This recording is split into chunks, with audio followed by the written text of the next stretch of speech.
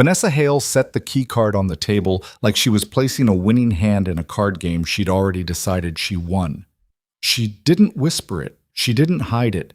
She slid it right underneath his cocktail glass, in full view of the restaurant, in full view of the anniversary roses that had just arrived at their table, 12 red roses paid for with money that belonged to a marriage she was actively dismantling. And she smiled at Damian Volkov like she owned him. She didn't know his wife was sitting in the parking lot. She didn't know Elena Volkov had driven across town with his favorite meal, wanting to surprise him, wanting to feel close to him again after months of feeling like a ghost in her own house.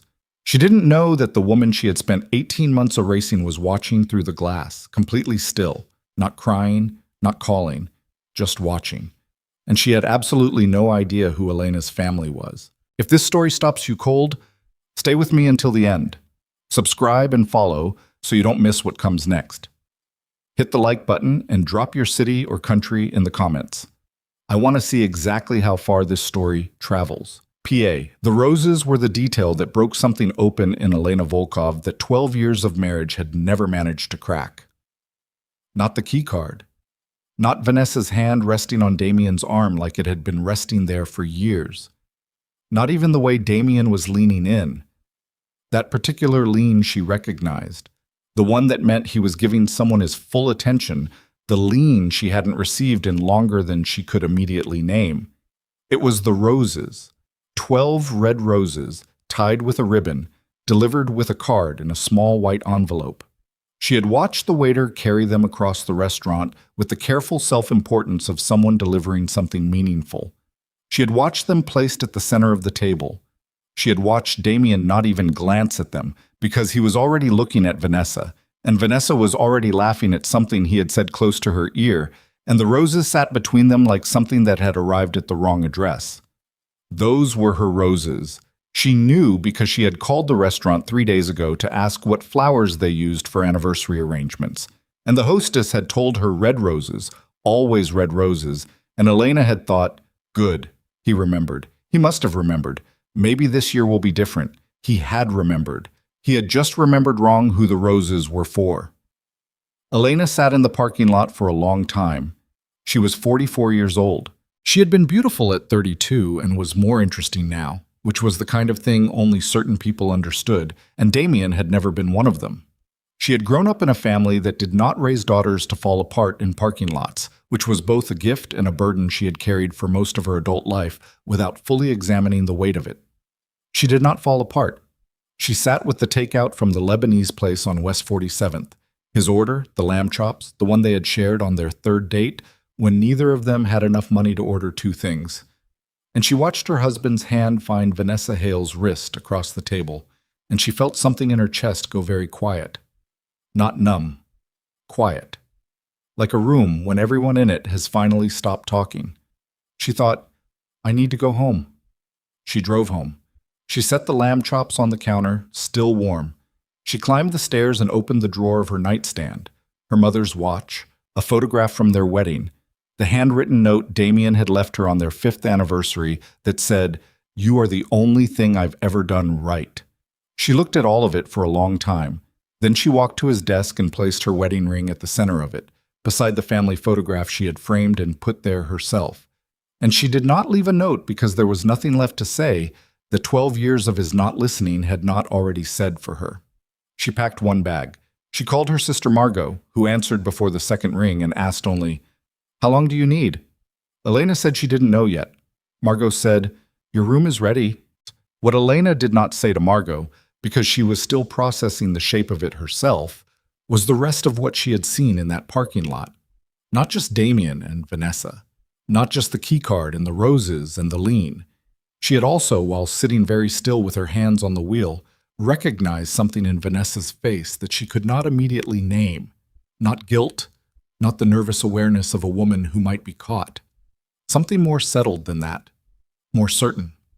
The expression of a woman who had already decided how the story ended. Elena had grown up watching her father read people across negotiating tables. She had absorbed that particular skill the way children absorb the habits of the adults around them, without trying, without naming it, until it was simply part of how she saw the world. And what she saw in Vanessa Hale's face, from a parking lot through a restaurant window, was not a woman who had stumbled into an affair. It was a woman who had constructed one. The distinction mattered. She didn't know why yet. She stored it. She drove to Margot's. Damien noticed the lamb chops when he came home at 11:15. He stood in the kitchen and looked at them and felt confused in a way that was different from normal confusion, the kind of confusion that carries a temperature, that has cold in it. He called her name. He walked upstairs. He found the ring on his desk and stood there for a long moment and understood, in the way you understand something you have been refusing to understand, that this was not her going to her mother's for a night. He called her phone 4 times before midnight. Voicemail, each time. He sent a text. "Where are you? Call me." He told himself it would be fine by morning. Morning was not fine. Morning was her closet half empty, her nightstand drawer opened and carefully selected from, and her phone forwarding to voicemail with the particular efficiency of a woman who had planned which calls she would not be taking. He sent flowers to 3 places he thought she might be. 2 refused delivery. The 3rd address came back as non-existent. A hotel that had closed 8 months ago, which told him something about how long it had been since he had paid attention to where she might go when things were bad between them. He sat in the kitchen and tried to reconstruct it. He couldn't. He used to know everything about her, what she ordered when she was sad, pho, extra jalapenos, always. What she played when she was angry, Old Soul, Donny Hathaway, Too Loud for the Hour. He had known her the way you know a place you live in, every room, every loose floorboard, every window that sticks in summer. At some point, he had stopped walking through those rooms. He couldn't name exactly when. That was the thing about gradual losses. They don't announce themselves. They happen in the accumulated small moments of not paying attention, each one unremarkable, until one morning the room is empty and you're standing in the doorway holding an old map and realizing you don't know what's on the other side of it anymore. He was still standing in that doorway when Vanessa arrived at 8:40 the next morning with 2 coffees and a smile that had been calibrated for exactly this moment. "She's gone, isn't she?" Vanessa said. She said it from the doorway of his office the way you say something you already know. He looked at her. "That's not your concern." "I'm just saying." She set his coffee on the desk and leaned against the frame with the ease of a woman who had practiced this particular casual posture many times in private. "It might be easier. Clean break. You don't have to pretend anymore." "Pretend what?" "That you're happy." She came around to his side of the desk, unhurried, and her voice went softer. "You've been miserable for years, Damien. She makes you feel guilty for breathing. This is a good thing." He looked at her for a moment. There was something wrong with the sentence, not the sentiment. He was tired enough and guilty enough to let the sentiment land. But the shape of it. This is a good thing. The flatness of it, the certainty. Like she had been waiting for exactly this conversation. "Give me the Hargrove files," he said. "Close the door." The smile on Vanessa's face didn't change, but something behind her eyes moved. Fast, controlled. Like a shutter closing in a house where all the windows still appeared open. She left the files. She closed the door. Damien stared at the paperwork without reading it. 6 days passed. In those 6 days, 3 things happened that should have alarmed him immediately and didn't, because he was distracted in ways he hadn't anticipated being distracted. The first, Marcus Webb, the organization's legal counsel for 11 years, the man who had kept 3 federal investigations from reaching indictment, called to say he was stepping back. Politely. Vaguely. He did not return Damien's follow-up call. The second, the quarterly financial review from Ridley, the accountant who had held that position for nearly a decade, came back with 2 unexplained gaps that hadn't existed in previous reports. When Damien's second-in-command, a man named Carver, reached out to Ridley's office, they were told he was unavailable indefinitely, not out of office. Unavailable. The third, Alexei Morin, the lieutenant who controlled the syndicate's waterfront interests, a man Damien had trusted without reservation for 9 years. Arrived 20 minutes late to the Wednesday meeting, made brief eye contact with Damien once, and said almost nothing for 2 hours. Afterward, one of Damien's soldiers pulled Carver aside and said quietly that Morin had been asking around about the affair. The affair that, officially, Damien had not confirmed, the affair that Vanessa had already treated as confirmed. Damien sat with all three pieces of information and told himself they were coincidence. He told himself organizations went through periods of friction. He told himself Moran was old-fashioned, Webb had always been cautious, Ridley had his own issues that predated any of this. He was wrong about all of it, but he didn't know yet what he was wrong about, or how wrong, or who had been working to make him wrong for much longer than he understood. What he did not know, what he had never thought to know, was the architecture his wife had quietly built over 12 years. He knew she hosted dinners. He knew she was charming. He knew that people seemed to like her in a different way than they liked him, more easily, more genuinely, with less calculation in it. He had always assumed that was just who she was. Warmth, social ease, something soft that didn't connect to the actual mechanics of running an empire. He had been catastrophically wrong about that. Marcus Webb had originally come through Elena's law school mentor, a favor redirected to Damien's organization because Elena had vouched for it personally. Marcus's loyalty had never been to the Volkov name, it had been to Elena's word, and Elena had not said a word to Marcus Webb since she placed her ring on Damien's desk. Ridley the accountant had been in serious trouble 4 years ago, a gambling debt that had reached the point where it was becoming a liability. Elena had quietly settled it, out of her own accounts, without telling Damien.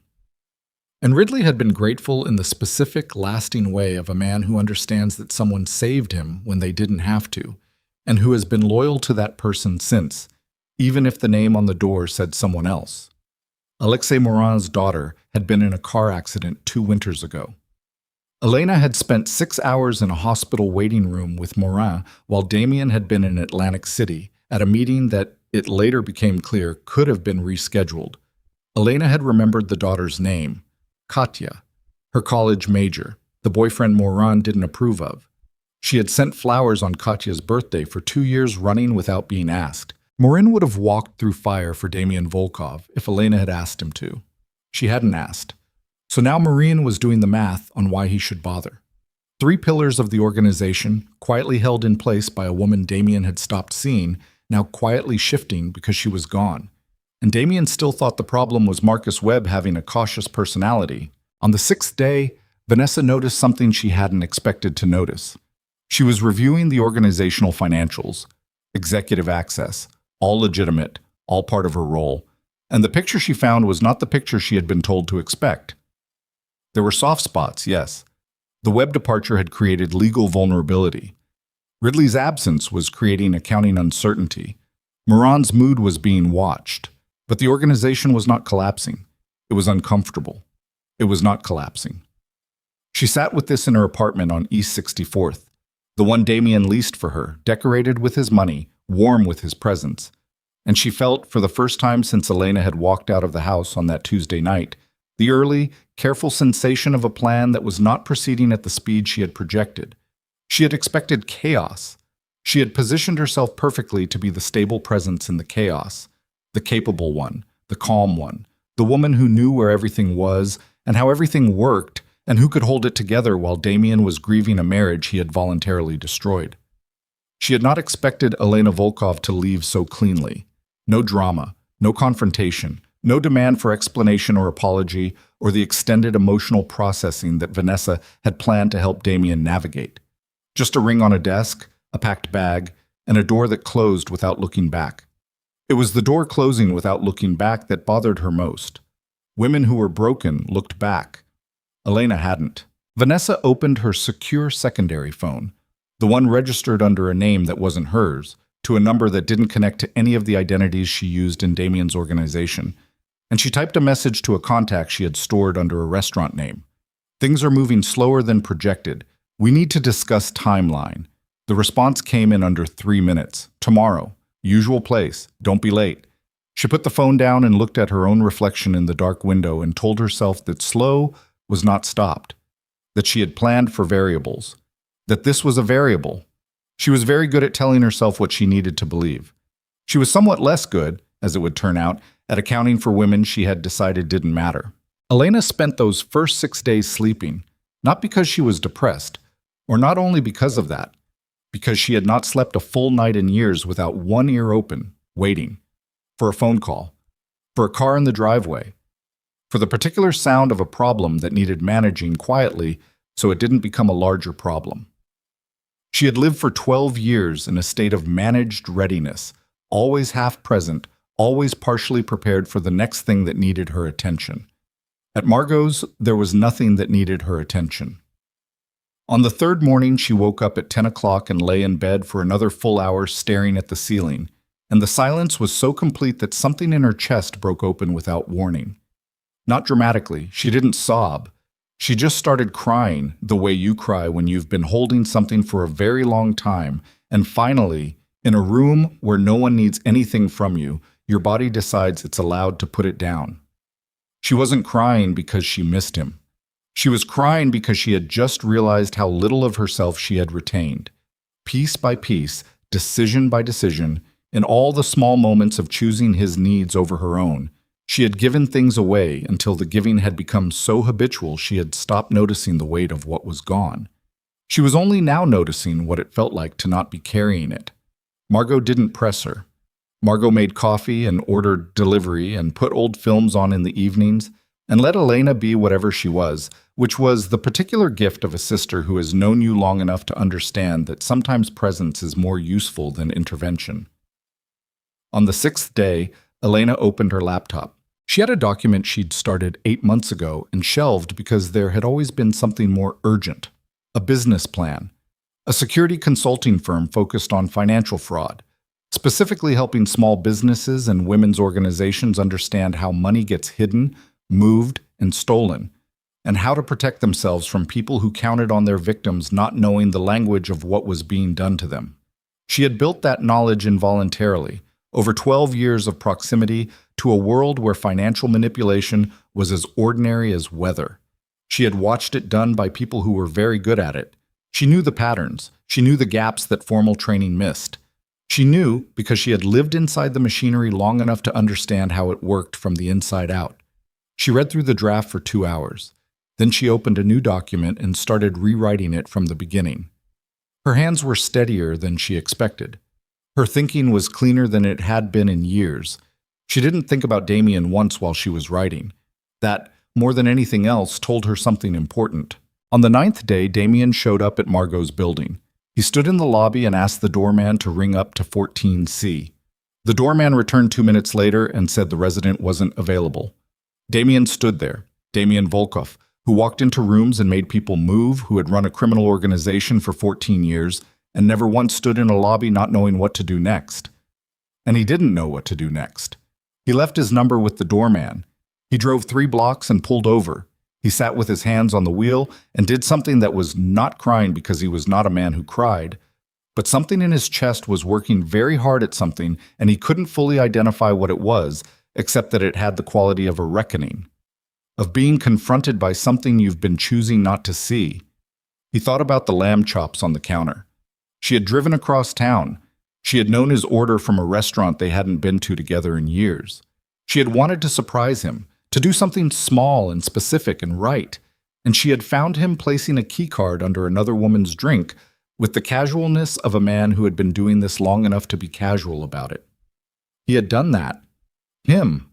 The empire he had built, the decisions he had made, the careful accounting he could do of every tactical error in 14 years of running an organization, and he had not once done an honest accounting of what he had been doing to the woman who had quietly made all of it possible. He drove back to the house. He stood in the kitchen, and the counter was clean and the house smelled of cleaning products and nothing else. None of the specific smell that had always meant home to him, the smell he had never thought to name because it had always simply been there. He stood in his own house and understood, perhaps for the first time, the difference between being lonely and being alone. Lonely you can manage. Lonely is just an absence of company.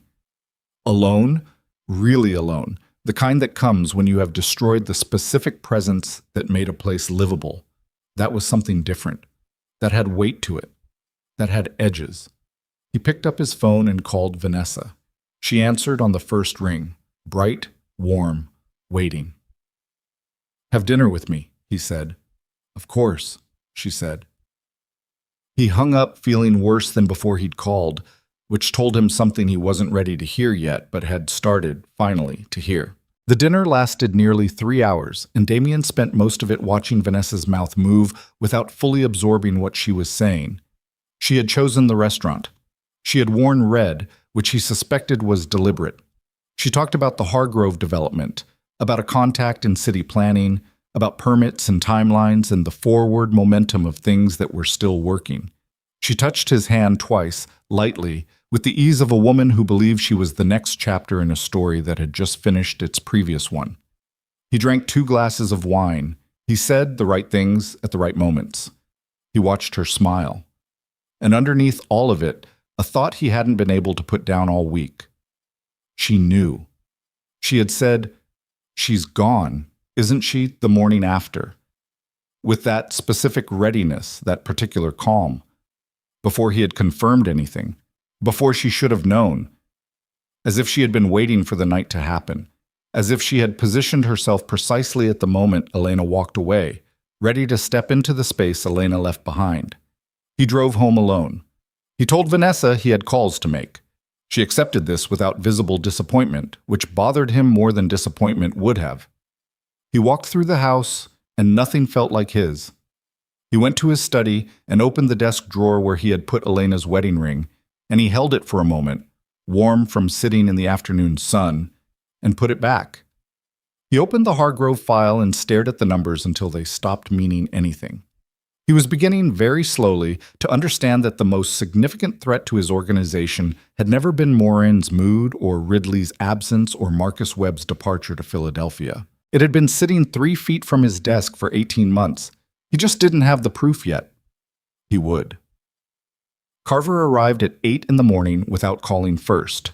That was the tell. Carver always called. In 9 years of working together, the man had never once shown up unannounced, because Carver understood that unannounced arrivals carried a message before you even opened your mouth. And he was careful about the messages he sent.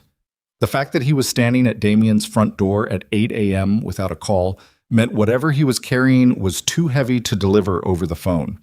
Damien opened the door in yesterday's clothes.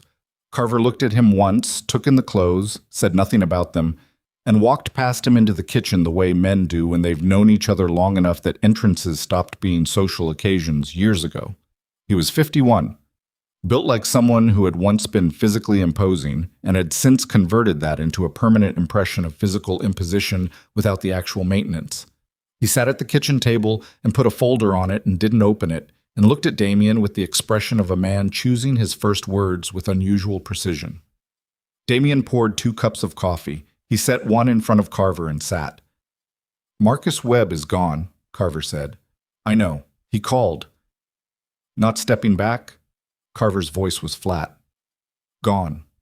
New office, different city, Philadelphia. He moved his whole practice." Damien looked at him. "When?" "Lease signed 6 weeks ago." Carver opened the folder and pushed a document across the table. "He was already planning to leave before he called you. The call was a courtesy." Damien looked at the lease, Webb's signature at the bottom, dated 43 days ago. "He leave anything on the active files?" "Transferred them to a junior associate at a firm I've never heard of. Nobody on our end was consulted. No transition meeting, nothing." Carver picked up his coffee. "He just moved." "That's a breach." "Sure." Carver's voice didn't change. "You want to sue Marcus Webb?" Damien pushed the folder aside. "What else?" It wasn't a question. Carver's posture said there was more. The slight forward lean, the way his hand rested on the table without touching anything, the economy of a man who has organized what he needs to say and is working through it in order. "Morin called a meeting," Carver said. "His captains, 2 of the waterfront lieutenants, yesterday afternoon. Nobody told us." The kitchen went quiet in a specific way. "Tell me that's not what it sounds like," Damien said. "I don't know yet what it is." Carver set his cup down. "But men don't hold meetings they don't tell you about because things are going well." Damien leaned back and looked at the ceiling for a moment. The particular posture of a man who is recalibrating rather than reacting, which had kept him alive and operational for 14 years. The first response to bad information was almost always the wrong one. The pause between receiving it and acting on it was where most men gave up their advantage. "Set up a sit-down with Morin," he said. "Not a call. In person. This week." "He might not come." "Then we'll know exactly what kind of meeting yesterday was." Carver nodded once. He stood and buttoned his jacket and picked up the folder and then stopped at the kitchen doorway. "You hear from Nia?" he said. He still used her old nickname. Elena had gone by Nia to the people close to them since before the marriage. Damien had stopped using it somewhere in the middle years, switching to Elena as the organization got larger and the distance between them got wider, without noticing the shift or what it said about the shift. "No," Damien said. Carver looked at him for a moment with the expression of a man choosing between two sentences and selecting the shorter one. "She know any of this is happening?" "She's been gone 9 days. I know how long she's been gone." No accusation in it, which was almost worse. "I'm asking if she knows." "Why would that matter?" Carver looked at him for 3 full seconds. Then he walked out, and Damien heard the front door close, and he sat alone in the kitchen with his coffee going cold and understood, slowly, unwillingly, that Carver had just told him something important without using a single word to say it. Vanessa spent that same morning doing the most dangerous thing available to her. She went to work. 8:45, same as always. Coffee in hand, same as always. The particular professional composure she had spent years refining into something close to second nature, unhurried, capable, fully present in the way of a woman who is excellent at what she does and knows it. She answered emails. She reorganized Damien's afternoon calendar. She confirmed 3 appointments and anticipated 1 cancellation and handled it before he had to. She was very good at this. She had always been very good at all of it, but underneath the surface, she was counting. Yesterday's meeting with Bryce, the man who worked the peripheral edge of Viktor Petrov's operation and who had approached her 6 months ago at an industry event with the casual interest of someone scouting rather than socializing, had changed the shape of things in ways she was still processing. Bryce had been pleasant. He had ordered a salad and sparkling water, and smiled with the warmth of a man who does not need to be threatening because the situation is already doing that work for him. What he had made clear over 40 minutes and 1 glass of sparkling water was that she had been operating under a significant misapprehension. She had believed she was building leverage. She had believed she was creating a position of value, information, access, documented financials that would make her indispensable to Petrov's organization after the Volkov structure collapsed. She had believed she was constructing a safety net for herself using materials she had gathered from inside Damien's empire. What Bryce had clarified without changing his expression once was that Petrov's organization did not retain people who had demonstrated disloyalty to previous employers. They used them. There was a distinction. The financial records she had been quietly moving, 14 months of careful layered transfers, small enough to avoid automated flags, frequent enough to accumulate, those were hers to keep. Petrov's people didn't want the money. They wanted the documentation on the organization's legitimate holdings, the property records, the account structures that were insulated from federal reach, the information that would allow a hostile acquisition after a structured dissolution. Dissolution. Bryce had said it like it was a business term, which it was, which made it worse somehow. After that, she was on her own. She had sat in her car for 20 minutes after that meeting before she trusted herself to drive. She needed 2 more days. The transfers she had already made totaled just under $2.3 million. There were 2 additional account structures she hadn't fully accessed yet. 48 hours, and she would have everything she had come for. She sat at her desk and answered Damien's emails and smiled when he passed through the office and thought, 2 days. She did not think about Elena Volkov. She had not thought about Elena Volkov in weeks. Elena was a solved problem. Elena was the ring on the desk, the packed bag, the door that had closed 9 days ago. Elena was behind her. This was the mistake, the specific, consequential mistake that would cost her everything she had built, and she made it with the same efficient confidence she brought to everything else. She had stopped tracking the variable that mattered most. The meeting with Alexei Morin happened on a Friday, in a private room above a restaurant in Red Hook that Damien had used for sensitive conversations for 6 years. Morin arrived 4 minutes late. 4 minutes was a number that only mattered between people who understood what the number meant. Morin had been arriving 2 minutes early to every meeting for 9 years. He believed that punctuality was a form of respect and that lateness was a form of statement, and he was a man who made deliberate statements. 4 minutes late was deliberate. He sat across from Damien with his coat still on. Another statement, the kind you make when you haven't decided yet whether the meeting is worth removing your coat for. And he folded his hands on the table and said, "There's something I need to say first. I'm not here as an enemy. You understand this." "I understand it," Damien said. "Good." Morin's English was excellent, but he defaulted to directness in a way that could read as bluntness but was actually precision. "Because what I have to say is not something an enemy would tell you." Damien waited. "There are conversations happening," Morin said. "Not from me, others. People who are looking at the last 3 weeks and asking whether the organization is stable." "The organization is stable." "I know this." Morin's voice didn't shift. "I am telling you what other people are saying.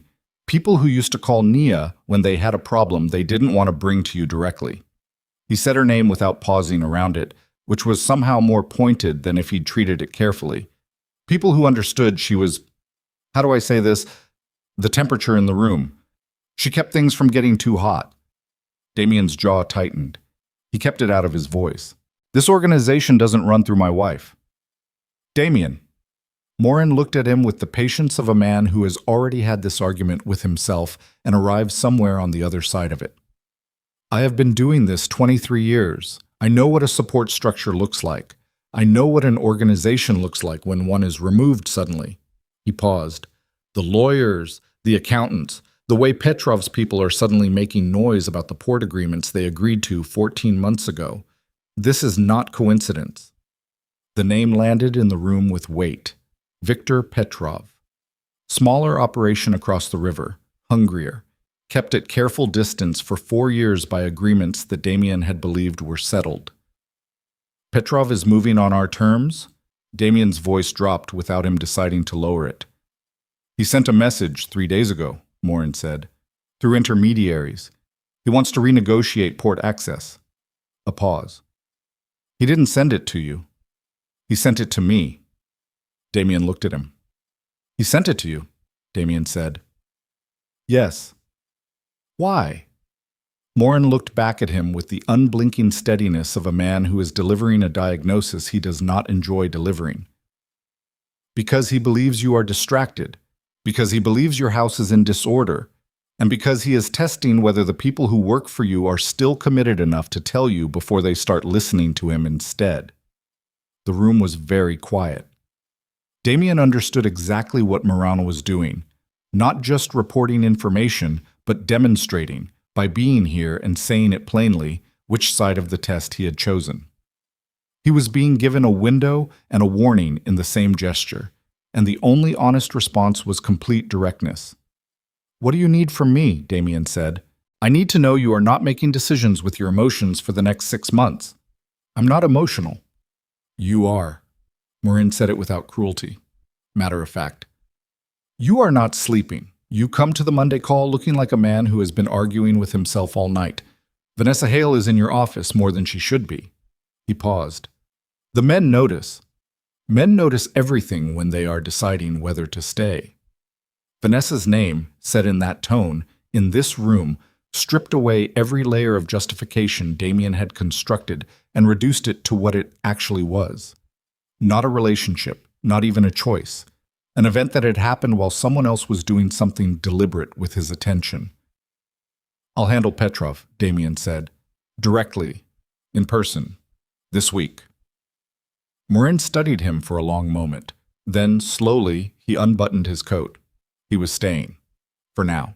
Damien gave himself 48 hours. He told Petrov 3 days because he needed Petrov comfortable.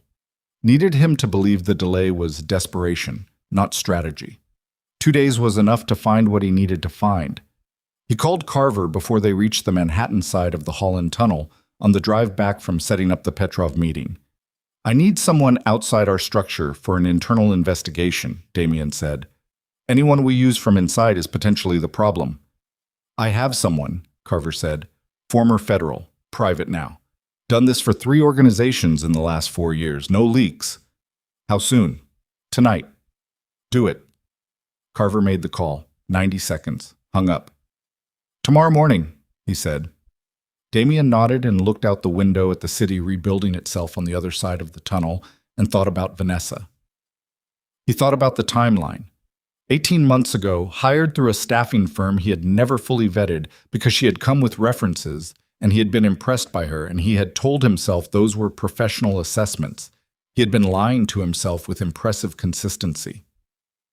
18 months of calendar access, meeting schedules, financial overview reports, communication records. He pressed 2 fingers to his mouth and said nothing else until they reached the house. The investigator's name was Ray Donaldson, and he arrived at 7:30 the next morning in a gray jacket with no tie, and the unhurried focus of a man who had spent 20 years learning that urgency is usually theater. He sat at Damien's kitchen table and listened without interrupting for 11 minutes while Damien laid out what he knew and what he suspected. Then he opened a small paper notebook, not digital, which Damien noticed, and wrote 3 things. "Access points," Donaldson said. "Who has read access to your scheduling system?" Carver went through the list. 6 people. Vanessa was one of them. Financial overview reports. Who receives them? 4 people. Vanessa was one of them. The Morin meeting.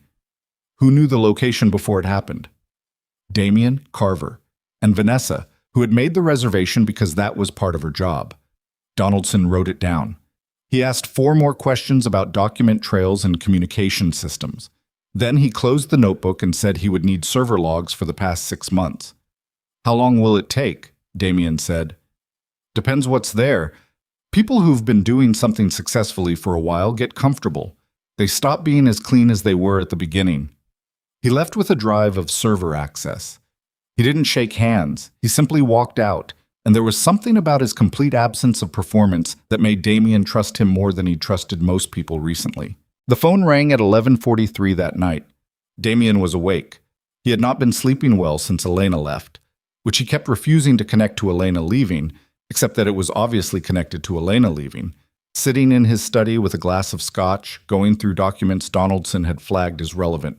The number was one he recognized but hadn't seen in 2 years. He picked up. "Damien." A woman's voice, older, carrying the specific tone of someone who has made a decision and is now executing it. Sandra Park, Marcus Webb's senior paralegal for 11 years who had apparently not followed him to Philadelphia. "I need to tell you something. I'm doing this because Nia was kind to me for 11 years, not because I owe you anything." "All right," he said. "I know why Marcus left." Her voice was controlled, but working hard to stay that way. "A woman from your office approached him 4 months ago, told him the organization was under internal threat, that anyone with a long association was going to be exposed in a federal filing." Damien's hand tightened on the phone. "What woman?" "She gave a name I didn't catch, but Marcus described her to me after he'd already decided to go, and the description matched your assistant. I've seen her twice in your building." "Vanessa Hale." "I don't know her name, but Marcus was scared, Damien. Whatever she told him was detailed enough to make a careful man run." Sandra's voice dropped slightly. "She told him there was an informant inside the organization who had been feeding a federal task force for over a year. She said the sweep was being prepared." A pause. "She said the informant was Nia." The scotch glass was on the desk. Damien looked at it. He did not pick it up. "That's a lie," he said. His voice was very even. "I know that. Marcus probably did too at some level, but fear doesn't require certainty." Sandra cleared her throat. "She used Nia's name to make people run, to make people afraid of the one person they'd actually trusted. I don't know why, but I thought you should know." He thanked her. He hung up. He stood at the window for a long time without moving. Vanessa had not simply had an affair with him and leaked information to a competitor. She had constructed a specific lie about his wife. She had taken Elena's name, Elena's actual name, the name that meant something to Marcus Webb and Ridley and Morin and a dozen other people because of what Elena had built over 12 years, and she had used it as a weapon. She had weaponized the trust Elena had quietly assembled, turned it into fear, used it to cut exactly the relationships it had created. She had used Elena to destroy what Elena had built. The scotch glass sat where he'd left it. He picked it up, carried it to the kitchen, set it in the sink. He went upstairs and lay in the dark with a stillness that was different from the restless insomnia of the past week and a half. This was the stillness of a man who was no longer confused. Clarity has its own weight. It sits differently in the chest than uncertainty does. It doesn't move as much. It doesn't look for exits. He knew what needed to happen. He needed Donaldson to give him the documentation to do it without leaving gaps. Donaldson called at 6:14 the next morning. "Come to my office," he said. "Not the house.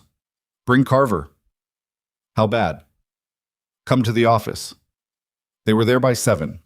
Donaldson had printed everything, actual paper spread across a conference table in a way that suggested he'd been there most of the night. He stood at the head of the table with a coffee he'd had too long and looked at both of them with the expression of a man who has found exactly what he was looking for and takes no pleasure in the finding. "She's been extracting money for 14 months, he said, without introduction. "Small transfers, multiple account layers, routed through a vendor account she controlled. The vendor is a shell. I traced it in 40 minutes, which tells you she wasn't expecting anyone to look." He moved 2 documents forward. "Total extracted is approximately 2.3 million. Carver made a sound that wasn't quite a word. "Information leak to Petrov's organization began 6 months ago. She used an encrypted secondary device. We found the registration shadow in the server metadata. Communications correlate directly with access events on your scheduling and financial systems." Donaldson looked at Damien steadily. "She approached Webb 4 months ago. Building access log puts her on his floor outside office hours. She told him there was a federal informant in your organization." "She named my wife," Damien said. "Yes." Carver looked at Damien. Damien was looking at the table. "There's more," Donaldson said. Damien looked up. "The staffing firm that placed her with you 18 months ago." Donaldson found the page and turned it to face them. "Established 14 months before her placement. Registered agent is a holding company in Delaware. That holding company has 2 other registered entities. One has a documented transactional relationship with a business in Viktor Petrov's portfolio." The room went very quiet. Carver said slowly, "She came in with them." "The placement appears engineered," Donaldson said. "The firm has placed one other person in an industry-adjacent position in the past 3 years. That person is currently under federal investigation for financial fraud connected to the organization he was placed with." He set the page down. "She wasn't an opportunity that got out of hand. She was a designed insertion." Damien sat with this. 18 months.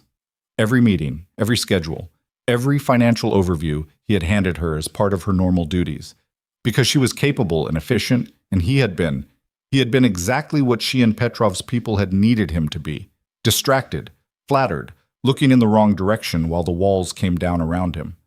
"The affair," he said. "Flat." Donaldson met his eyes. "I can't verify intent. What I can tell you is that the personal relationship developed in parallel with the information extraction, and the acceleration of both correlates with the same 6-month window." Carver didn't soften it. "She ran the affair as part of the operation." Damien said nothing. He thought about the restaurant, the red dress, the morning after Elena left. "She's gone, isn't she?" Said so fast, so ready, the ease of it. She had known Elena was in that parking lot. He didn't know how, but she had known. She had positioned herself to catch him at the exact moment Elena walked away, stepped into the space Elena left, kept him focused on a loss he hadn't fully registered yet, while the architecture of everything he had built was being systematically disassembled around him. He felt something move through him that he recognized from a long time ago. The early years before the Empire, when he had been younger and less controlled and had learned through hard consequence that this particular feeling, cold, specific, the feeling of having been completely and expertly played, needed to be managed very carefully before it was acted on. "Where is she now?" he said. "Office," Carver said, checking his phone. "Access card scanned in at 8:42. Damien stood. "How complete is this documentation?" he said to Donaldson. "Enough for a federal prosecutor to build a case, if that's the direction.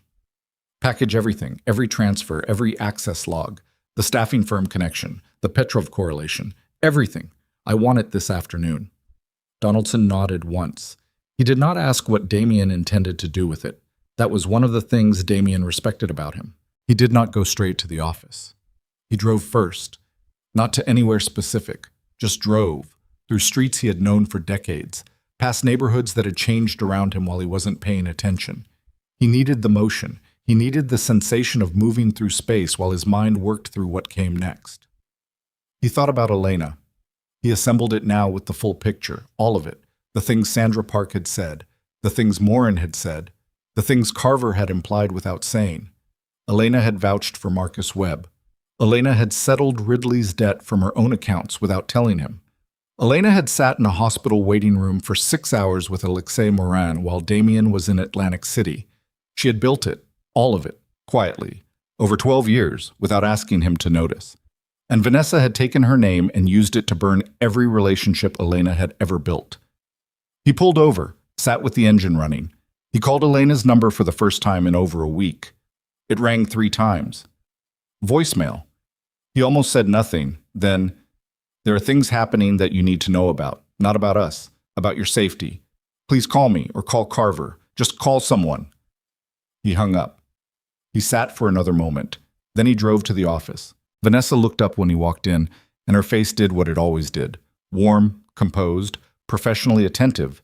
And for one disorienting moment, Damien understood how completely he had failed to see what was always there. "You have the Petrov response call in 20 minutes, she said, reaching for the scheduling tablet. And Carver pushed the 3 o'clock. "Close the door," Damien said. She looked at him. Something moved in her eyes, fast, almost invisible. There and gone. She set the tablet down and closed the office door and stood with her back against it, and her expression completely arranged. "Is everything all right?" she said. 14 months, Damien said. She said nothing. Her face said nothing, but her hand at her side made the smallest possible adjustment, fingers straightening, a gesture of someone who is preparing for what comes next. "That's how long the Shell account has been active," he said. "The vendor that doesn't exist. 14 months of transfers small enough to avoid flags, frequent enough to add up to $2.3 million. Still nothing from her face. She breathed once, very carefully. "The staffing firm that placed you here," he continued, "was established 14 months before your placement. It connects to a holding company with documented ties to Viktor Petrov's portfolio." He watched her eyes. "So I want you to think very carefully about what you say next, because what I want to know is whether anything about your time in this office was what I believed it was." 4 full seconds of silence. "I want a lawyer," Vanessa said. It was the right answer. It was also the answer that confirmed everything, because an innocent person accused of something specific does not immediately ask for a lawyer. They deny. They are confused, hurt, reactive, loud. They ask what you're talking about. They reach for you. Vanessa did none of these things. She was already calculating what came next. "You used her name," Damien said. His voice had not changed in volume or temperature, which was the thing that was most frightening about it. "You told Marcus Webb that Elena was a federal informant. You took 12 years of relationships she built, real relationships, built on real things she actually did for real people. And you used her name to make them afraid of her." Something happened in Vanessa's expression. Not guilt. She was too controlled for guilt to surface cleanly, but a flicker of awareness.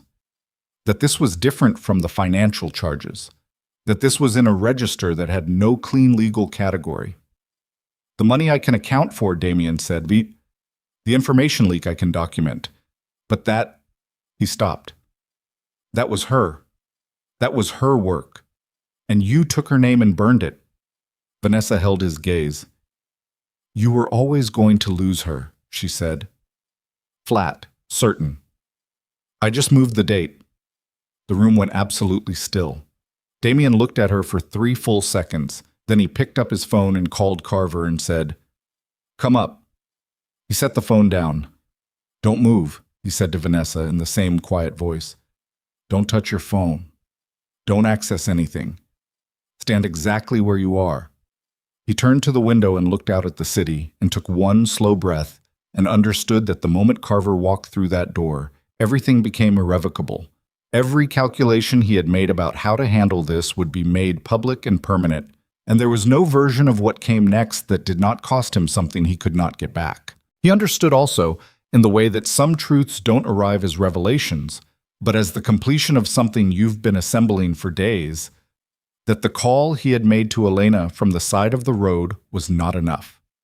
Whatever was in motion now, she was connected to it.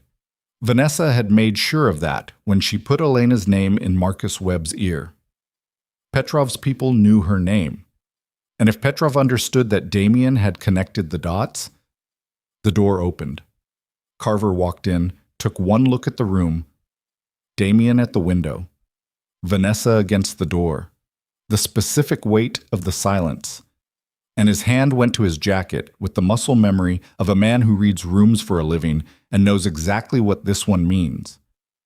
"We have a problem," Damien said, still facing the window.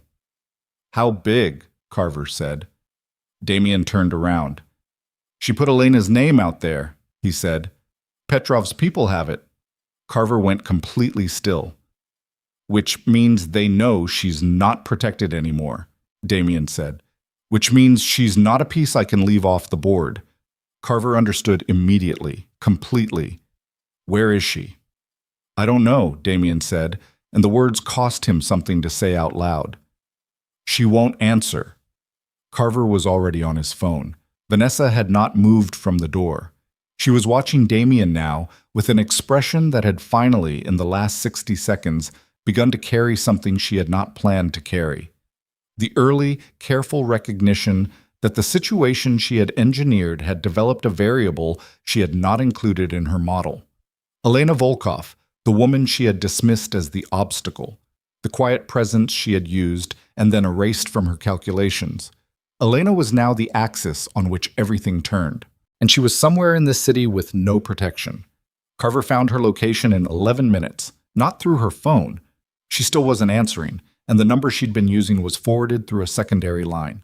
He found her through Margot, who picked up on the second ring, and when Carver said the word "she may be in danger," gave him the address of the office space Elena had leased 2 weeks ago without a moment's hesitation. 7th floor. Midtown West. She had signed a 3-month lease and moved a desk up herself. Carver relayed it in 4 words. Midtown West, 7th floor. Damien was already moving. He paused at the office door, 2 men Carver had posted inside. Vanessa still standing where he'd left her, which told him her calculation, that staying cooperative was still her best option. She looked at him. "Damien, you've said enough," he said. He walked out. In the elevator down, he called Theo, one of 4 people in the organization he trusted with tasks requiring both speed and discretion, and gave him the address and said there may be people moving on it that weren't his, and he needed to know before he arrived. "How long do I have?" Theo said. 12 minutes. A pause. "I'll do what I can." The elevator reached the lobby, and Damien walked through it at the pace of a man who is not running because running draws attention, but every muscle in his body was doing what muscles do when they are being prevented from running. Carver was already at the car. They drove. And somewhere on the 7th floor of a building in Midtown West, Elena Volkov was on the phone with a client, and she heard a door at the end of the hall open at a time when both other tenants on her floor had already closed for the day. And she registered it the way she had always registered things that were slightly wrong. Not with panic, but with the quiet, bone-deep alertness of a woman who had spent 12 years learning that the difference between noticing and not noticing was sometimes the difference between everything and nothing. She had always been better at that than Damien knew. He was about to find out exactly how much better. Elena heard the footsteps, and she did not freeze. That was the thing about 12 years of living adjacent to danger. It didn't make you fearless. It made you functional. Fear still arrived, still did what fear does to a body. The chest tightening, the hearing sharpening, the hands going very still. But somewhere in the middle years of her marriage, she had learned to let fear run underneath her like a current without letting it surface in her hands or her face or her decisions. She was on the phone with Gerald Okafor, walking him through the 3rd layer of the shell company his former partner had buried inside a legitimate invoicing chain. And she heard the door at the end of the hall open with the particular care of people who are trying not to be heard, which meant they were trying not to be heard, which meant they were not the accounting firm or the design company, both of which had been locked and dark since 4 o'clock. "Gerald," she said, "I'm going to have to call you back." Everything's fine. I'll call you in the morning." She hung up and sat very still for 3 full seconds, listening, more than one person, moving with the deliberate care that made them paradoxically audible. The particular quality of footsteps from people who have a destination and are trying to reach it without announcing themselves. She stood. She picked up her laptop and her bag. She did not rush because rushing made noise, and noise at this moment was the wrong choice. She moved to the back of her office, to the secondary door that led to the fire corridor, and she had known about this door since her first day in this space because she had noted every exit in every building she had entered for 12 years without once naming the habit as a survival instinct. She opened the door slowly, kept the latch from engaging fully, and looked into the fire corridor. Concrete stairs, dust and metal and stale air, and no one. She went through. She let the door settle behind her without closing completely, just enough to look shut from the hallway side. One flight down to the 6th-floor landing. She pressed her back against the wall and listened through the fire door and could hear voices now, muffled, at least 2, moving with the purpose of people who have not found what they came for yet and are still looking. Her phone was already in her hand. 3 missed calls from Damien's number. 1 voicemail she hadn't listened to because she had been in a client call and because seeing his number had produced a complicated response she hadn't had time to process. She called him. He answered before the first ring completed. "Where are you?" he said. No greeting, no explanation, pure function.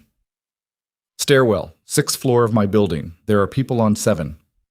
"I know. Don't go to the lobby. Take the stairwell to the basement. Service exit on the north side of the building." "How long?" 4 minutes. She almost said something. She stopped herself. "North side," she said. 4 minutes. She was already moving down the stairs. The service corridor in the basement smelled of pipes and standing water and the accumulated cold of a building that had been here long before either of them. Elena came around the corner at a walk that was almost running, but not quite, holding her laptop against her chest with both arms, and she saw Damien coming toward her from the north exit, and she stopped. They stood in that corridor under a flickering fluorescent light and looked at each other for what was probably 2 seconds and felt like considerably longer. He looked terrible. His jaw was tight, his eyes were carrying 3 days without sleep, and he was looking at her with an expression she hadn't seen from him in years. Not the managed, forward-facing expression of a man running an empire. Something rawer than that, something that had been stripped of its management. 3 of them, he said. On 7. I heard 2. Can you move fast? I've been moving fast, she said, and the precision of it was not quite an answer to the question he had asked, but it was an accurate statement about the last 2 weeks of her life. He took 2 steps toward her. Stay close. When we reach the car, stay low. She looked at him with 12 years of accumulated decision-making about when to follow his direction and when not to. Then she nodded once. They moved. The car surged into traffic 40 seconds before 2 of the men came through the service exit behind them. Carver did not wait. He saw Damien's hand on the door and he floored it, and Elena felt the acceleration push her back against the seat, and she turned and saw in the side mirror a man at the service exit raising something before the turn took them out of the line of sight. Nobody said anything for 2 full blocks. Then Elena said from the back seat, in a voice that was almost completely even, "Someone is going to tell me what's happening." Carver looked in the rearview mirror and said nothing, which meant it was Damien's to say. Damien turned in the passenger seat and looked at her directly, and she registered that his jaw had a bruise developing on the left side that hadn't been there 2 weeks ago, and she filed that away and waited. "Vanessa has been working for Viktor Petrov since before she came to work for me," he said. "She's been leaking internal information for 6 months, extracting money for 14. When I confronted her this morning, she asked for a lawyer." Elena looked at him. "She used your name," he said. He said it flat and clean because there was no way to say it that made it easier, and softening it would have been a different kind of disrespect. "She told Marcus Webb and others that you were a federal informant. She used your name to destabilize the relationships you'd built." Elena was quiet for a moment. She looked out the window at the city moving past, the ordinary, indifferent city, doing exactly what it always did regardless of what was happening inside any particular car moving through it. Marcus left because of that, she said. Yes. And Ridley. And Morin's hesitation. Yes. She kept looking out the window. Her face did something complicated and then settled into something that was not calm exactly, but was controlled. The expression of a woman who is processing something that is both shocking and at some level confirms a thing she had already half understood. Where are we going? She said. Safe house in Brooklyn. Clean. Nobody connected to the office knows it. She turned back to him. And Vanessa? In custody. Ours temporarily. And Petrov. Damien's voice went slightly tighter. We're handling Petrov. She studied him for a moment with the particular attention of a woman taking accurate measure of something she is not being told completely. Then she looked back out the window and did not push further because she had spent enough years learning to identify when Damien was managing information versus lying. And this was managing. And managing meant there was more, and the more was going to come whether she pushed for it or not. She sat with the laptop in her lap and the bag at her feet and watched Brooklyn come up around them, and she thought about the 7 client inquiries sitting in her email and the work she had been doing when the footsteps started, and she thought, this is not over yet. She was right. The safe house was a brownstone in Carroll Gardens. Clean, bare, functional. The smell of fresh paint, good locks, a landline that was the only phone connection in the building. Carver went to the back room to make calls. Damien and Elena stood in the kitchen across from each other, and the silence had a different texture here than it had in the car. In the car there had been motion to fill it. Here there was nothing to fill it with except everything that hadn't been said yet. Are you hurt? He said. No. Scared? I was scared in the stairwell, she said. I'm not scared anymore. He nodded. She looked at his jaw. When did that happen? It's fine. I didn't ask if it was fine. He looked at her for a moment. Monday. She nodded once and did not ask more about it, which was somehow the most familiar thing that had happened between them in weeks. The specific shorthand of 2 people who know each other well enough to know when not to push. Carver appeared in the doorway. His face was doing the thing it did when information was bad. Not showing the bad, just compressing slightly, becoming more economical than usual, the way a man's face goes when he is deciding how much to carry of something before he passes it on. Petrov moved faster than we thought, Carver said. He's not waiting for the 3-day response. Theo confirmed. Petrov has people at the main office. 3 vehicles, 7 men. They went in 20 minutes ago. The kitchen went cold. Our people? Damien said. 4 inside. They're holding the floor. They won't hold it long. Damien was already moving toward the door. Stay here, he said to Elena. Damien? He stopped. He turned and looked at her with an expression that was not commanding, not managing. It was asking. Please, he said. For the first time in a long time, I'm asking you for something instead of just assuming you'll handle it. Please stay here. Elena looked at him. Something moved across her face. The layered, complicated expression of a woman who is making a decision that involves more history than the single moment contains. Go, she said. The drive to the office took 9 minutes. They came in from 2 sides, Damien and Theo from the main entrance, Carver from the parking structure. And they moved through a building Damien knew in the dark, and they found his 4 men pinned on the 3rd floor. And they went up through the secondary stairwell with the particular compressed focus of men who understand that this is the kind of situation where a single wrong step is permanent. The 4th floor, 2 of Petrov's men, who turned with professional speed, and the next 15 seconds were the kind that compressed time in both directions, feeling simultaneously instant and stretched, involving the specific controlled violence of a confined space that is nothing like what most people imagine violence to be. Not clean, not choreographed, not resolved without cost. Damien took an elbow to his already damaged jaw that snapped his head sideways and turned his vision white for half a second, which was long enough to be dangerous. He managed it. The man who had delivered the blow found this surprising. That surprise cost him. When it was over, both of Petrov's men were on the floor, and Damien was breathing hard through his nose, and his jaw felt like it had been hit with something heavy for the 2nd time this week. Theo had a cut on his forearm bleeding with enthusiastic commitment. They went up to 5. Viktor Petrov was waiting on the 5th floor. Not through intermediaries, not remotely.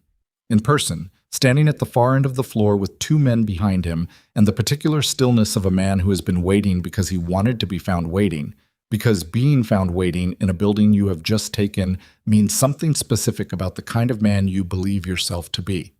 He was younger than Damien by 6 years and operated with a directness that was either confidence or gracelessness, depending on how things were going for him. Tonight, he looked like a man who believed things were going very well. "I didn't expect you to come yourself," Damien said. His jaw throbbed. He could taste copper at the back of his throat. Theo was behind him doing the math on 7 against 2, and the math was not comfortable, and they both knew it. "I came to be clear," Petrov said. "Not a negotiation, a statement." "Make it." "You have documentation connecting me to your assistant." He said it without heat, which meant he had already moved past the stage of caring whether Damien knew. "I know this because your investigator made calls today that certain people flagged." He opened his hands slightly.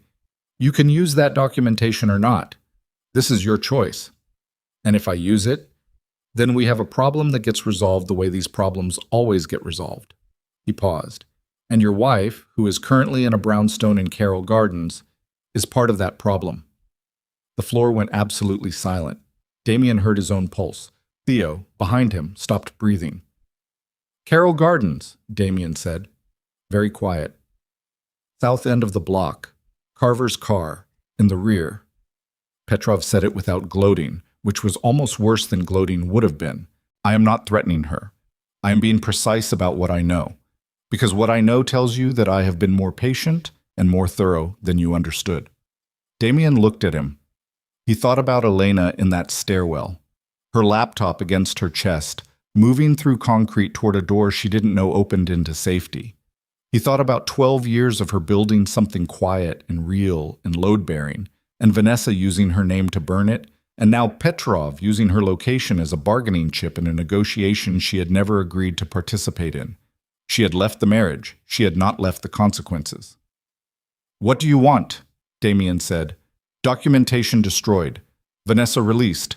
Port agreements renegotiated under my terms." Petrov's voice was almost reasonable. "Clean, efficient. No one else needs to be involved."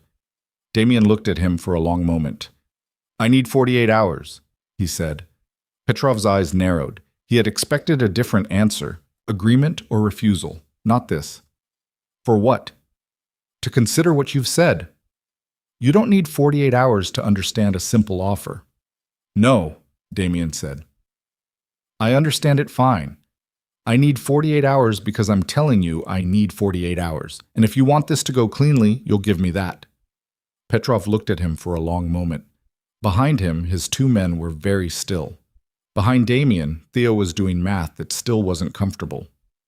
48 hours, Petrov said finally. "Not 49. He turned and walked to the main stairwell with his 2 men, and Damien stood and watched him go and held everything. The jaw, the copper taste, the knowledge that Petrov had just demonstrated he knew exactly where Elena was. He held all of it completely still until the stairwell door closed. Then he called Carver. 1 ring. "Move her," he said. "Right now. Don't tell me where on this line. Just move her." He hung up. Theo looked at him. "Are you actually going to destroy the documentation?" Damien looked at the stairwell door. "No," he said. "Then what are we doing?" "Giving Donaldson 48 hours to make enough copies that destroying 1 set means nothing." He started toward the stairs. "And then making a call I should have made a long time ago." "To who?" Damien stopped at the stairwell door. He put his hand on it. He stood there for 1 moment with the weight of 14 years of choices pressing down on the decision he was about to make. The decision that would cost more than anything he had paid in all 14 of those years combined. "The kind of people," he said, "that Petrov doesn't have a plan for." He pushed through the door and went down. Carver moved Elena twice in 12 hours. First to a hotel in Hoboken under a name that wasn't hers. Then, when Carver's instincts told him something about the Hoboken location didn't sit right, not a specific thing, just the feeling of a man who has been in this work long enough to trust the feeling, he moved her again. to a house in Maplewood, New Jersey, that belonged to his mother-in-law, Elaine, who was 63 years old and who, when Carver called at midnight and said he needed to bring someone who needed to not be found, said simply, "I'll put the kettle on." Elena arrived at 1 in the morning and sat in Elaine's kitchen and drank tea she didn't taste. And Elaine did not ask questions, and Elena was grateful for that in a way that was difficult to explain. The particular gratitude of being in a safe place with someone who understood that what you needed was not conversation, but simply the presence of another person who was not requiring anything from you. She went to the guest room, quilt, dark backyard full of oak trees. The smell of bergamot. She sat on the edge of the bed and thought about the stairwell, about Damien's face in the service corridor, about the specific way he had looked at her in those 2 seconds, the 12 years sitting in both of them, the impossibility of picking any of it back up or setting any of it down in a concrete basement under a fluorescent light. She opened her laptop. 7 new client inquiries. She answered 2, made notes on 3 others. Then she closed the laptop and lay down in her coat and slept for the first time in what felt like much longer than a day. She did not dream about Damien. She did not dream about Vanessa. She dreamed about her office, the whiteboard with her handwriting on it, the labeled folders on the shelf, the second desk she had brought in for when she hired someone, the window that looked out over the Midtown roofline on clear mornings. She dreamed about it the way you dream about something that is yours. Damien did not sleep. He sat in the Greenpoint location with Donaldson's materials spread across the table and read through everything again. Not because he needed to confirm what he already knew, but because he needed to be certain of the weight of what he was holding before he made the call he was going to make. The call that had no version of undoing. The call that would restructure everything. Not just the situation with Petrov, but the 14 years he had spent building the structure that Petrov was trying to take. He read the transfer records, the access logs, the staffing firm connections, the Petrov correlation, the timeline of the affair running in perfect parallel with the timeline of the extraction, 2 tracks that had always been 1 track, running toward a destination that had been decided before Vanessa Hale ever walked into his office carrying 2 coffees with the ease of a woman who knew exactly where she was going. At 3 in the morning, he picked up a clean phone and dialed a number he had carried in his memory for 4 years without ever using it. It rang twice. A woman answered, professional, unhurried, accustomed to 3 a.m. calls. "This is Damien Volkov," he said. "I need to speak with Agent Patricia Reeves." A pause. "Agent Reeves isn't available at this hour. Tell her it concerns Viktor Petrov and a coordinated financial infiltration of a private organization. Tell her I have documentation she doesn't have. Tell her I'll give her 40 hours. Not 48, because I'd rather move before Petrov expects it." A longer pause. "Hold, please." He held for 8 minutes. The silence of a government line. Managed, recorded, careful. The silence of a machine that never fully sleeps. Then a different voice. Older. The specific authority of a woman who has evaluated extraordinary claims for a long time and learned to do it quickly. "Mr. Volkov, this is Reeves.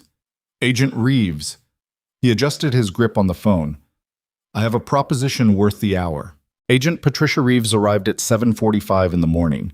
She came with 1 other agent and without the visible entourage that would have made the meeting impossible to keep quiet. She was 52, compact, with a face that had learned to reveal nothing so thoroughly that nothing had become its permanent expression. She sat across from Damien at the conference table and looked at Donaldson's organized stack of documents and did not touch it immediately. "You understand," she said, "that any cooperation agreement requires full disclosure, not selective." "I understand." "And you understand what full disclosure means for your current operations?" "I do." She looked at him with the evaluating attention of someone taking the measure of a statement that sounds too clean. "What changed, Mr. Volkov?" He considered it. He had expected the question. "Does it matter?" "It helps me calibrate." "Viktor Petrov sent men to a building where my wife was working," he said. "She had nothing to do with my organization. She left 3 weeks ago. He used her as leverage because someone inside my organization spent 18 months feeding him information and positioning her as expendable." He paused. "I'm not calling you because I've become a different person overnight. I'm calling you because Petrov threatened someone who was never part of this. And I don't have a clean way to neutralize that without either escalating into something that hurts more people or giving him what he wants, which I'm not doing. Reeves looked at him. That's honest, she said. I've been told I should try it more often. She reached forward and opened the top document. She read without speaking for 3 minutes. Then, the staffing firm connection to Petrov's holding company. How solid. Donaldson traced it in under 2 hours. It'll hold. Vanessa Hale. In custody. My custody, which I understand is a problem. It is, and it isn't. She looked at him. If she's willing to cooperate, and my read of this documentation suggests she has significant motivation, she becomes an asset that makes the case against Petrov considerably cleaner. She'll cooperate, Damien said. You're certain. She's a practical woman. She spent 18 months building leverage she believed would protect her. Petrov's people made clear she was being used rather than protected. A practical woman in that position will make the calculation that federal cooperation is a better outcome than being discarded by a man who has no further use for her. Reeves studied him. You seem to understand how she thinks. I had 18 months to not understand it, he said. I've had 48 hours to catch up. The agreement took 11 hours to structure. Damien's attorney, Claire Hendricks, 4 years on retainer, who arrived at 9 in the morning with the galvanized focus of a lawyer who has been waiting for a case worth her full attention, sat beside him for all 11 hours and pushed back on 4 provisions and secured modifications on 2 and accepted the 3rd without modification because it was reasonable and she was honest enough to say so. What Damien gave up, documentation on the organization's financial structure for the past 6 years. 3 ongoing operations discontinued. Full access to communication records documenting the Petrov infiltration. What he received, structured cooperation status, removing personal exposure from the previous 6 years of operation, conditional on full compliance going forward. Petrov's organization became the primary federal target. Vanessa Hale transferred to federal custody as a cooperative witness. It was not a good deal in the abstract. It was the only deal that made sense, given what had actually happened. That his organization had been infiltrated at the executive level for 18 months and used as a weapon against itself, and that the infrastructure he had believed was durable had been quietly held together by a woman he had stopped seeing, and that woman was now in a house in New Jersey because he had failed, for years, to understand the value of what she was doing until it was gone. He signed at 7 in the evening. Claire drove him back to the house. He walked in through the front door and stood in the hallway, and the house was exactly as it had been. Every object in its place, every surface arranged by Elena's hand, and it felt less like a home than it ever had. He went to his study and opened the desk drawer and took out her wedding ring and held it. He put it in his jacket pocket. He went upstairs and slept for 4 hours, and it was not restful, but it was sufficient. And in the morning he was going to have to begin the process of dismantling 14 years of what he had built, and the beginning of that process was going to hurt in ways he didn't have language for yet.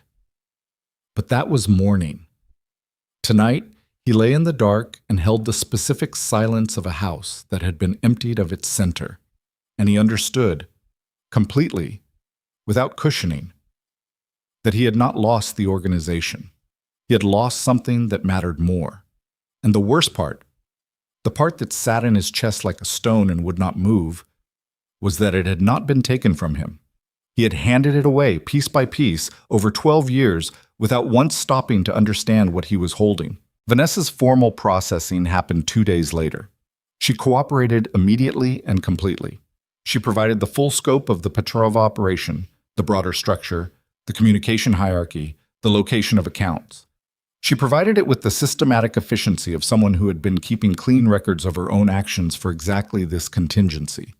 Practical, as Damien had said. But what emerged in those 2 days of Vanessa's debriefing, what Reeves communicated to Claire Hendricks with the specific careful language of a federal agent sharing information that had implications beyond the immediate case, was something that Damien had not fully anticipated. The scope of what Vanessa had been doing was larger than the documentation had shown. Not just the money, not just the Petrov information leak. What Vanessa had been building over 18 months inside Damien's organization was a complete structural map. Every legitimate holding, every insulated account, every property and business relationship that had been carefully positioned outside federal reach over 14 years.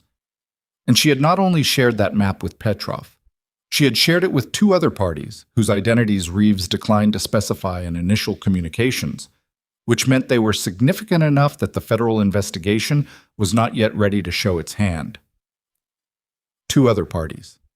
Damien sat with this information in his kitchen on a Thursday morning and understood that the problem he had believed he was solving, Petrov, Vanessa, the documentation, the cooperation agreement, was not the full problem. It was a surface.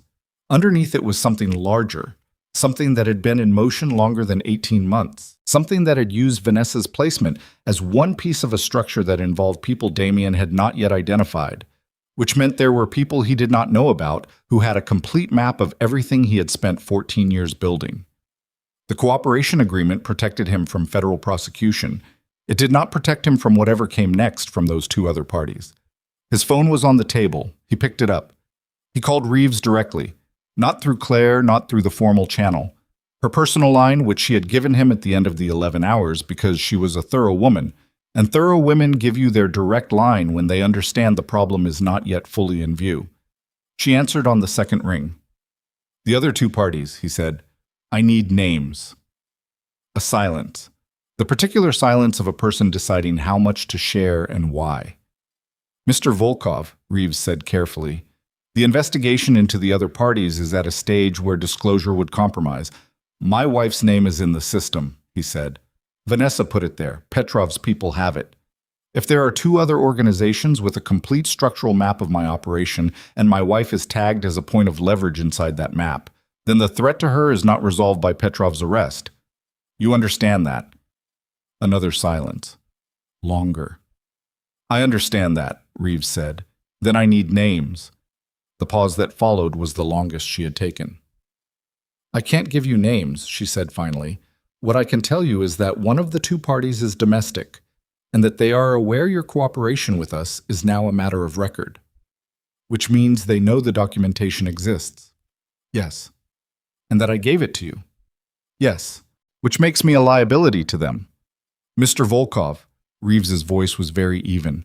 I would strongly suggest that whoever is currently responsible for your wife's security doubles that immediately. The line went quiet. Damien set the phone down on the table and sat in the kitchen of the house Elena had found from a car window, the house with good bones.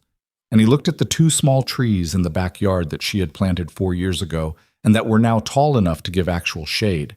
And he understood that the 48 hours he had given himself were not enough. They had never been enough.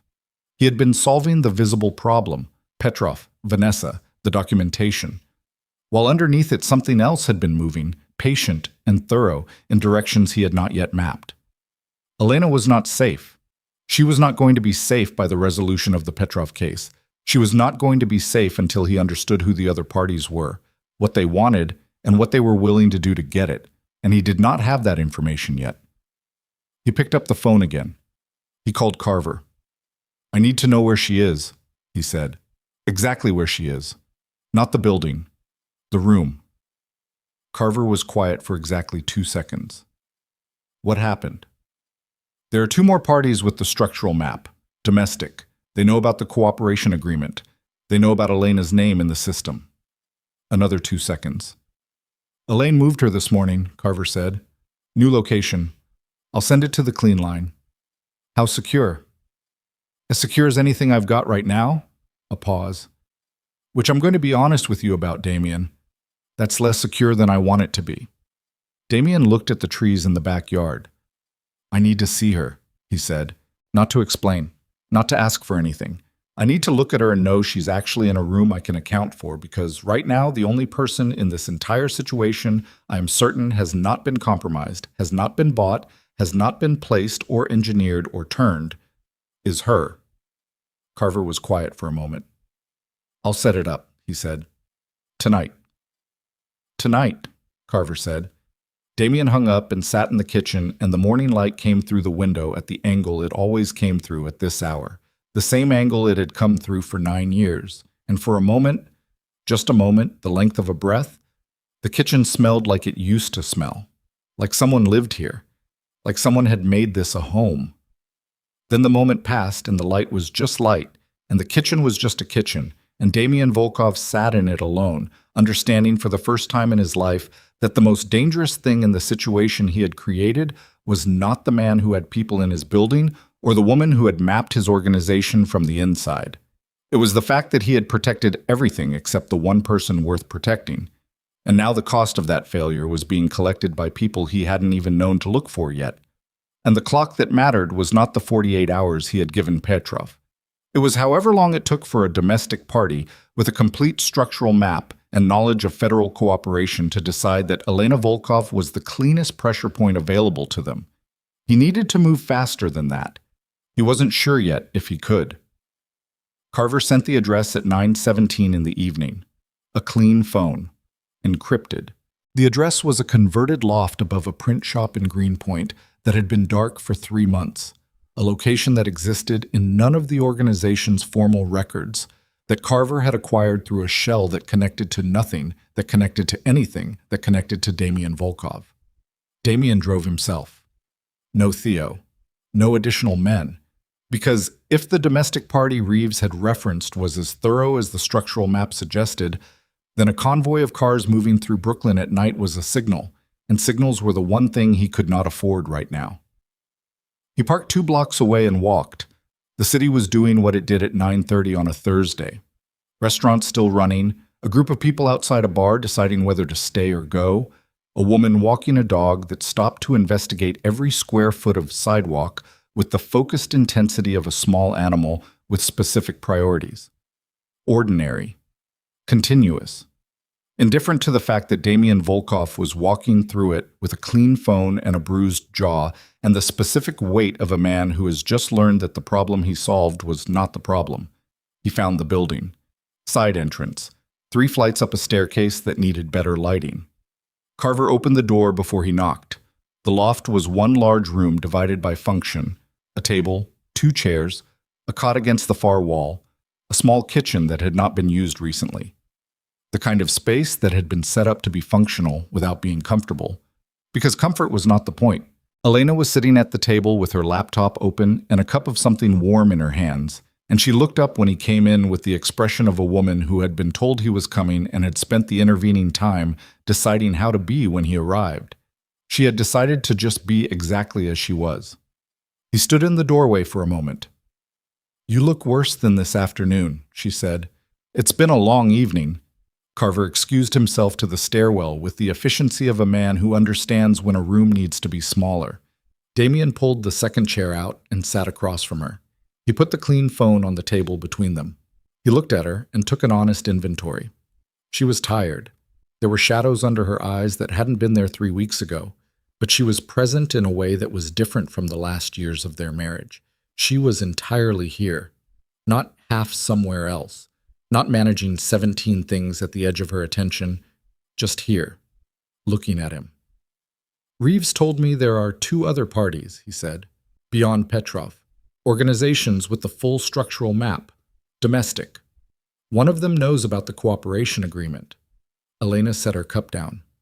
"Which means they know you gave the documentation to federal investigators," she said. "Yes."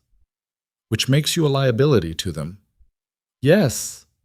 She was quiet for a moment, thinking with the visible efficiency of a woman who had spent the last 3 weeks doing nothing but think clearly. "And my name is still in the system. Vanessa put it there, and the cooperation agreement doesn't erase it." "No." "So whoever these parties are, they still have me tagged as a pressure point." "Yes." She looked at her cup, then back at him. "Do you know who they are?" "Not yet.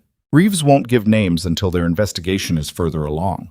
Which means I'm working with the knowledge that they exist and the knowledge that they're aware of my position, and that's all I've got right now." Elena absorbed this the way she absorbed most difficult information, quietly, without visible panic, with the concentrated stillness of a woman who is processing rather than reacting. "How long do you need?" she said. "I don't know yet." "That's not an answer." "I know it isn't." He held her gaze. "I'm telling you the truth instead of the answer you want, which is what I should have been doing for a long time." She looked at him for a long moment. "Okay," she said, not warmly, Not coldly, just, okay. The acknowledgement of a woman who has decided to be in a conversation rather than around it. I need you to stay in a location I can account for, he said. Not Carver's mother-in-law's house. If these people are as thorough as the map suggests, Carver is a known associate, and his family connections are traceable. I need something that doesn't connect to me or anyone I've worked with. Elena was already thinking. He could see it in her face, the specific look of a woman pulling through a mental inventory. Denise has a friend, a woman named Ruth, who owns a house in Montclair. She rents it out, but it's been empty for 2 months. Denise is the only connection, and Denise doesn't appear anywhere in your world. How quickly can you reach Denise? Elena picked up her phone without responding and dialed. 3 rings. It's me, she said. I need Ruth's number, tonight. She hung up 30 seconds later with a number written on a piece of paper she'd torn from the corner of a printed client document. Damien looked at the paper.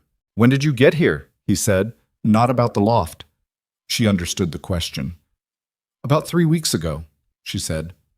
Which was not quite the answer either, and they both knew it. He nodded. He picked up the clean phone and called Carver back into the room and gave him the Montclair address and told him to arrange transport that didn't trace to any of their regular drivers. And Carver did not ask questions. He simply took the information and walked back out, and the door closed again. Damien and Elena sat in the silence that remained. You should go back to the house, she said. If you disappear overnight, it draws attention. I know. And you need to let Reeves do her work without you pulling at the edges of it. The cooperation agreement only holds if you hold it. I know that too. She looked at him. Then why are you still sitting here? He looked back at her. Because for about 10 years, he said, I left rooms you were in without looking back. And I'm finding it. He stopped. He started again. I'm finding it difficult to stop doing the opposite of that. Elena was quiet. Outside, somewhere below them, a truck went by heavy enough to make the floor vibrate slightly.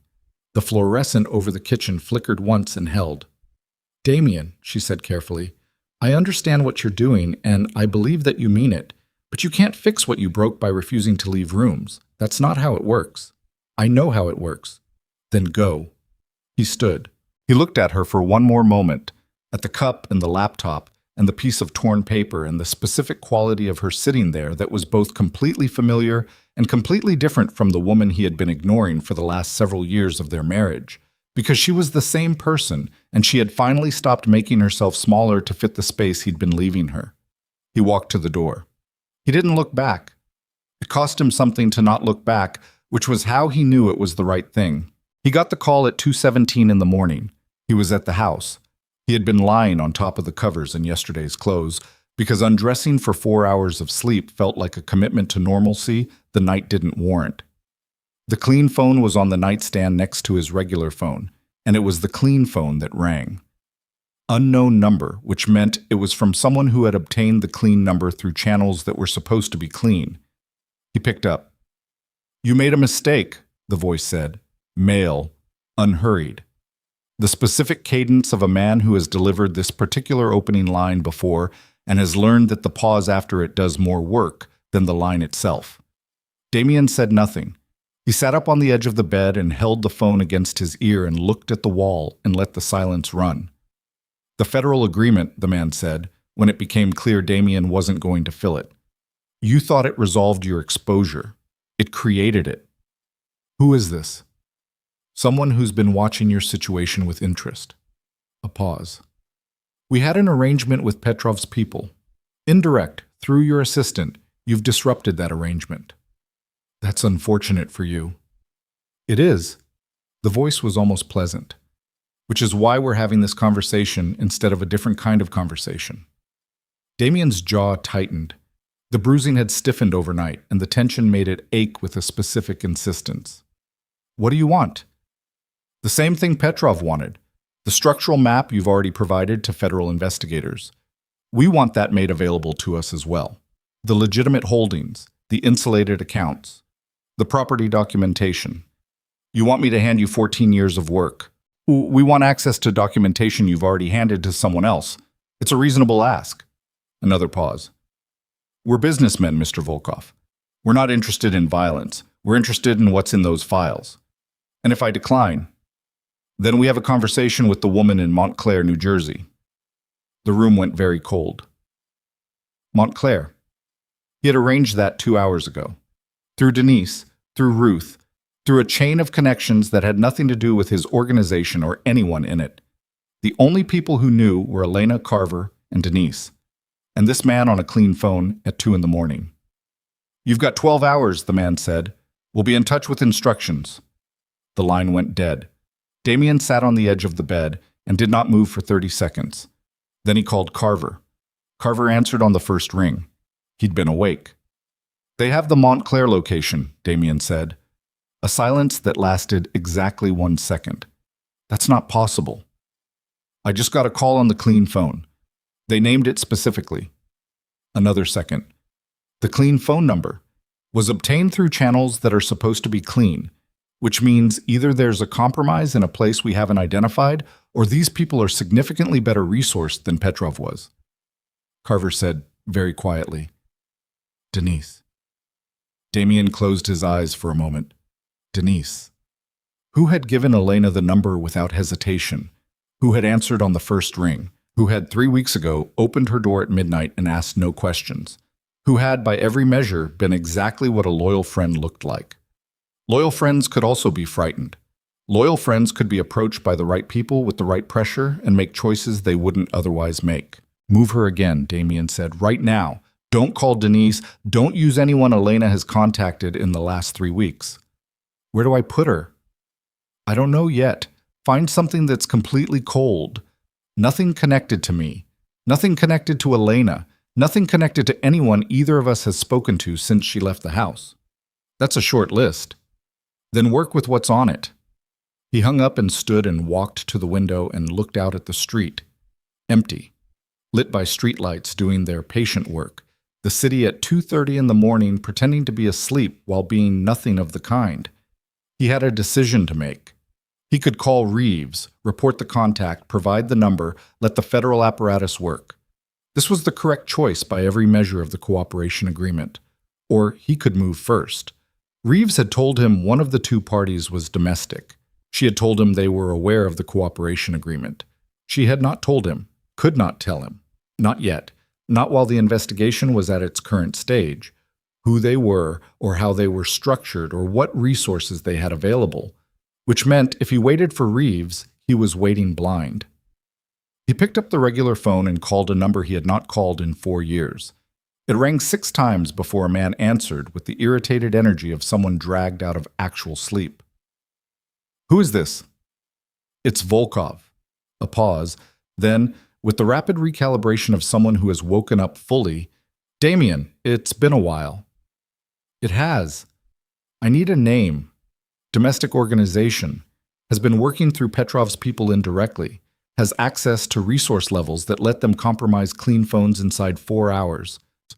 The man on the other end of the line was named Garrett, and he was one of 3 people in Damien's life who existed in a category that had no organizational title. Not an employee, not an ally exactly. More like a man who traded information the way other men traded commodities, who had been in enough situations with enough different people over enough years to have accumulated a particular kind of knowledge that had no official source. "That narrows it down," Garrett said, with the flat irony of a man who meant the opposite. "Give me something more specific." They had interest in the structural documentation of my operation, specifically the legitimate holdings, insulated accounts, financial play, acquisition, after dissolution. Garrett was quiet for a moment. The sound of him thinking had a specific texture, slightly too quiet, like a man who has stopped moving to focus. "There's a group, been operating out of Chicago mostly. They've been positioning themselves for 18 months on the East Coast. They don't use their own people for the front work. They always go through existing structures. Use someone else's operation to gather intel, then move after the original structure is weakened. A pattern. 3 times in the last 2 years. 2 organizations in Detroit, 1 in Philadelphia." A pause. "The Philadelphia one. Your lawyer. Webb." Damien stopped. "Webb relocated to Philadelphia," Garrett said. Whatever scared him into going, they would have been ready for him. A lawyer who just walked away from his most significant client, carrying 18 years of institutional knowledge. That's not someone you let move to your city without making contact. They have web. I'd bet on it. Garrett paused. Damien, these people are not Petrov. Petrov was opportunistic. These people are structural. They plan 18 months out. They already planned past you. I need a name. The operational lead goes by Harmon. First name or last, I don't know. Mid-50s, never been indicted. Operated inside legitimate business structures his whole career. Real estate primarily, which is why your property documentation is interesting to him. Where? That I don't have. But if he's making contact, he's close. These people don't make contact from distance. It's a philosophical thing with them. They believe in the personal approach. Damien hung up. He stood in the bedroom and thought for 30 seconds, which was all he allowed himself, because 30 seconds was what he had. Then he called Reeves. She answered on the second ring, which meant she had not been asleep either, which meant she already knew something. Harmon, Damien said. A silence that told him everything. Where did you get that name? Does it matter? It matters a great deal to an ongoing investigation, Mr. Volkov. He called me 2 hours ago. Clean phone. He has the location of my wife. He wants the structural documentation, the same files I gave you, set within 12 hours. A pause. He has Marcus Webb. The silence on Reeves's end was longer this time. Not the silence of someone who didn't know. The silence of someone who was recalculating what they needed to share with a man they had a cooperation agreement with and who had just named a piece of their investigation they hadn't expected him to reach. Mr. Volkov, she said carefully, what I'm about to tell you is outside the formal scope of our agreement. Tell me anyway. Harmon has been under federal observation for 14 months. The web connection was confirmed 6 weeks ago. He is considerably more difficult to prosecute than Petrov because he operates entirely through legitimate business structures and has never personally conducted or ordered anything that can be directly connected to him. A pause. He is also the reason the cooperation agreement was structured the way it was. The documentation you provided gives us a thread into his operation that we have not had before. But the investigation is not yet at the stage where we can move. He moves in 12 hours. I understand that. Against my wife. I understand that also. Reeves's voice was very controlled. I need you to not do anything in the next 12 hours that compromises. I need you to tell me where he is. I can't do that. Patricia. He used her first name for the first time, and she heard the difference. I signed a cooperation agreement. I gave you 14 years of documentation. I handed you Petrov on a timeline you didn't have. I need one thing. I need to know where Harmon is. The silence that followed was the longest she had taken in any of their conversations. I can't give you a location, she said. What I can tell you is that he has a preference for meeting in places he controls. Restaurants he has a financial interest in. There are 3 on the East Coast, 2 in New York. Which 2? She told him. He wrote them on the back of his hand with a pen from the nightstand. He hung up. Carver had moved Elena again by 5 in the morning. He had found a woman named Agnes, 61, retired, who had worked for a transportation company Carver had done business with a decade ago, and who had apparently maintained a house in Staten Island that she never talked about because she valued her privacy to a degree that most people found eccentric, and Carver had always found professionally useful. Agnes had not asked questions. Elena arrived at Agnes's house at 4:45 in the morning and was shown to a room with a narrow bed and a window that looked onto a neighbor's fence, and Agnes made tea without being asked and left it on the bedside table and closed the door. Elena sat on the edge of the narrow bed and looked at the tea and thought about Denise. She had known Denise for 22 years. They had met in their second year of college, had been in each other's weddings, had called each other at 2 in the morning over things that mattered and things that didn't. Denise was the person Elena had called the night she left Damien, the person who had answered before the second ring and asked only, "How long do you need?" And somewhere in the last 12 hours, under a pressure Elena hadn't been there to see, Denise had said something to someone that she shouldn't have said. Elena understood it. That was the hardest part. Not that it happened, but that she understood exactly how it happened. Someone had approached Denise with the right combination of information and implied threat. And Denise, who was not trained for this, who had spent her adult life entirely outside the world Elena had been adjacent to for 12 years, had made a human choice under inhuman pressure. She was not angry at Denise. She was tired. A bone-deep, accumulated tired that was not about one night without sleep, but about the entire shape of the last 3 weeks and the 12 years before them, and the specific exhaustion of being a woman whose safety was perpetually contingent on what other people were doing in rooms she wasn't in. She picked up the tea. She opened her laptop. She had 14 client inquiries now. She opened the most recent one and started reading, because reading it was the thing that was hers to do. And doing it in a room on Staten Island at 5 in the morning while Damian Volkov was somewhere in this city, making decisions about how to keep her alive, was not ideal. But it was the reality, and Elena Volkov had spent a long time learning that the gap between the reality and the ideal was a place you could either sit in and suffocate or work in and breathe. She chose to work. Damian was at the first restaurant by 7 in the morning. It was a French place in the West 50s with a wine list and low lighting and the specific atmosphere of money presenting his taste. Closed at this hour, obviously. He walked the block twice, looking at the building, the adjacent structures, the sight lines, the delivery entrance on the north side. He called Garrett. "Harmon," he said. "Does he meet personally or send representatives?" "Personally, always. It's the philosophy thing." A pause. "He believes in looking at the people he's negotiating with. Says you can't read someone through intermediaries." "All right." "Damian, what are you doing?" "Having a conversation." "That's not—" "I know." He hung up. He called Theo. Theo answered on the first ring, which meant he'd been waiting. "Where?" Damian gave him both addresses. "I need to know which one he's been using recently. Deliveries, reservations, any activity in the last 72 hours. "How long do I have?" 2 hours. Theo didn't respond to the timeline. He hung up and went to work, which was the thing about Theo. He never argued about timelines. He just operated within them and delivered what he could. Damian went to a diner 2 blocks from the first restaurant and sat at the counter and drank coffee. He didn't taste and worked through what he knew about Harmon.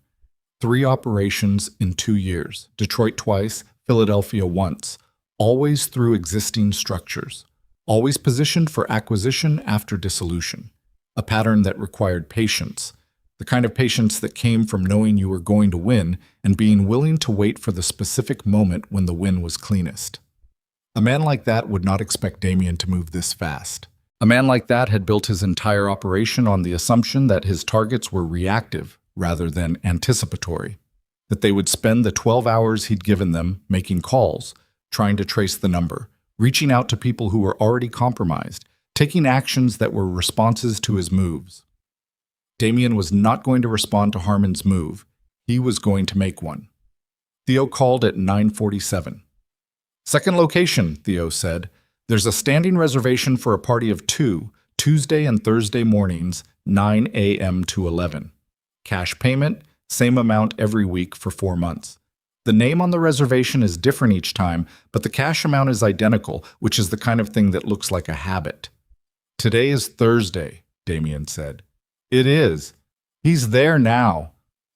The reservation was made for 9. It's 9:48. Damian was already standing, leaving cash on the counter without looking at the amount. "Theo," he said, "I need you outside that restaurant in 15 minutes, not inside, outside. You see anyone move on me, you make a phone call." "To who?" "Reeves, her direct line." He gave it from memory. "You tell her Harmon and Volkov are in the same building. She'll understand what to do with that." A pause. "You're using yourself as a trigger." "Yes." "That's insane." "It's efficient," Damian said, and walked out into the morning. The second restaurant was quieter than the first, smaller, a neighborhood place rather than a destination, the kind of room that filled at lunch with people who worked nearby and wanted something better than a sandwich without the occasion of a French place in the West 50s. At 9:50 in the morning, it had 2 tables occupied and a bar setup being restocked by a man who was paying careful attention to his work and no attention to the door. except that he glanced up when Damien walked in. Just once. Very brief. The specific glance of a man who has been told to notice arrivals without looking like he's noticing arrivals. Damien cataloged this without adjusting his pace. He scanned the room. 2 tables occupied. First table, a woman in her 60s with a coffee and a newspaper. Second table, near the back, away from the windows. 2 men. One with his back to the wall.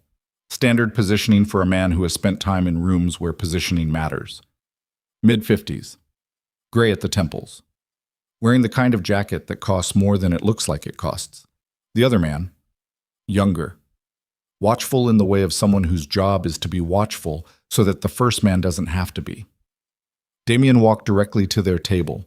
The younger man moved to stand, and the man with his back to the wall raised one finger, almost imperceptibly, and the younger man settled back into his chair. The man looked at Damien with the measuring eyes of someone who is recalibrating very fast and showing none of the recalibration. "Mr. Volkov," he said, "you're early." "You said 12 hours, Damien said. "I've never been good at waiting. Sit down." Damien pulled out the chair across from him and sat, and the younger man across the table had a very specific quality of stillness now. The stillness of a person who has been told to not do anything unless told, and who is working very hard to comply with that instruction. Harmon looked at Damien with the expression of a man who is angry and interested in equal measure. Angry because his timeline had been disrupted. Interested because disrupting it required a level of speed and resource allocation that told him something about who he was actually dealing with. "You found me fast," Harmon said. "You called me on a clean phone at 2 in the morning. I had time to work." Most people would have spent that time trying to secure their assets.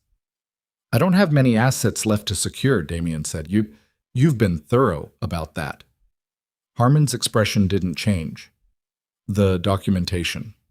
I don't have it with me." "I didn't expect you to." "Then what did you expect?" "I expected you to come here and make me an offer," Harmon said, "which tells me you're in a position where cooperation with us is more attractive than your alternatives." "My alternative is Patricia Reeves," Damien said, "who has been watching you for 14 months and who I spoke with 2 hours ago." Something moved in Harmon's expression. Fast, controlled, there and gone. "You're bluffing," he said. "She told me about Detroit, both of them, and Philadelphia." Damien kept his voice completely even. "She told me about Webb. She told me your pattern. Legitimate business structures, acquisition after dissolution, 18 months of positioning before you move." Harmon looked at him. "She also told me," Damien said, "that they don't yet have enough to move on you, which is the only reason I'm sitting across from you instead of watching from outside while they took you in." A silence. The bartender had stopped restocking, was not looking at them, was very carefully not looking at them. "What do you want?" Harmon said. The pleasantness was gone from his voice. What was underneath it was not anger exactly, but something more fundamental. The flat, pragmatic attention of a man who has arrived at the part of the conversation where pretense costs more than it's worth. "My wife's name out of your system," Damien said. "Whatever you've been using her as, a pressure point, a leverage mechanism, a listed asset in whatever documentation you've been building, I want it gone." "That's not how this works." "I know how it works. I'm telling you what I want." "And what do I get?" "You get me not walking out of this building and calling Reeves right now and telling her that Harmon met personally with Damien Volkov this morning at a restaurant he has a financial interest in, which is the kind of thing that lets an investigation that doesn't yet have enough to move suddenly have enough to move." Harmon looked at him for a long moment. The younger man across the table had a jaw that was very tight. "You're threatening me," Harmon said. "I'm being precise about what I know," Damien said. "You'll recognize the approach." The room was absolutely still.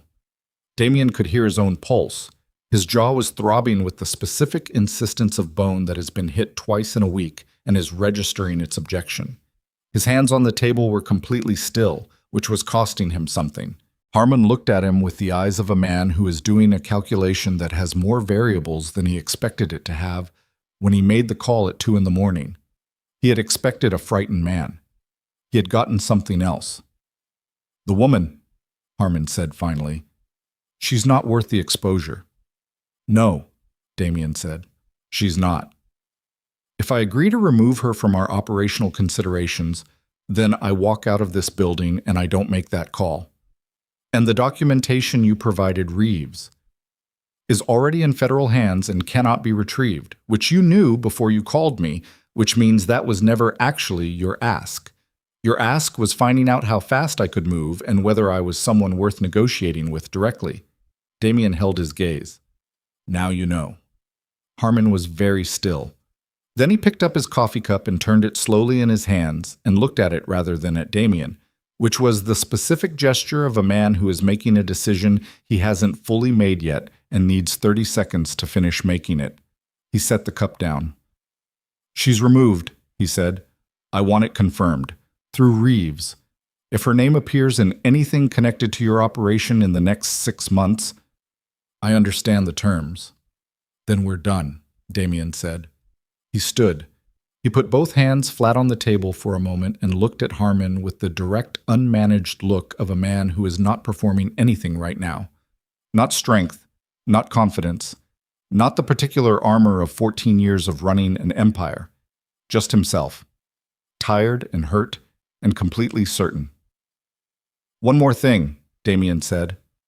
Harmon looked up. Marcus Webb, Damien said. Whatever you've got on him. Whatever approach you made after he relocated, you let him go. He's an old man who was scared out of his career by a woman who lied to him. He doesn't deserve what you're doing with that. Harmon's expression was unreadable. He's not our concern anymore, Harmon said. Damien held his gaze for one more second. Then he straightened and walked toward the door without looking back at either of them, and the bartender was very busy with a bottle he had been busy with since Damien walked in. And the woman with the newspaper had not turned a page in 8 minutes, and outside on the sidewalk, Theo was standing at a bus stop 40 feet from the entrance with a phone to his ear and eyes that tracked Damien from the moment he pushed through the door. Damien walked past him without stopping. Theo fell into step 6 feet behind, which was the correct distance for a man who is covering someone without advertising it. They walked half a block.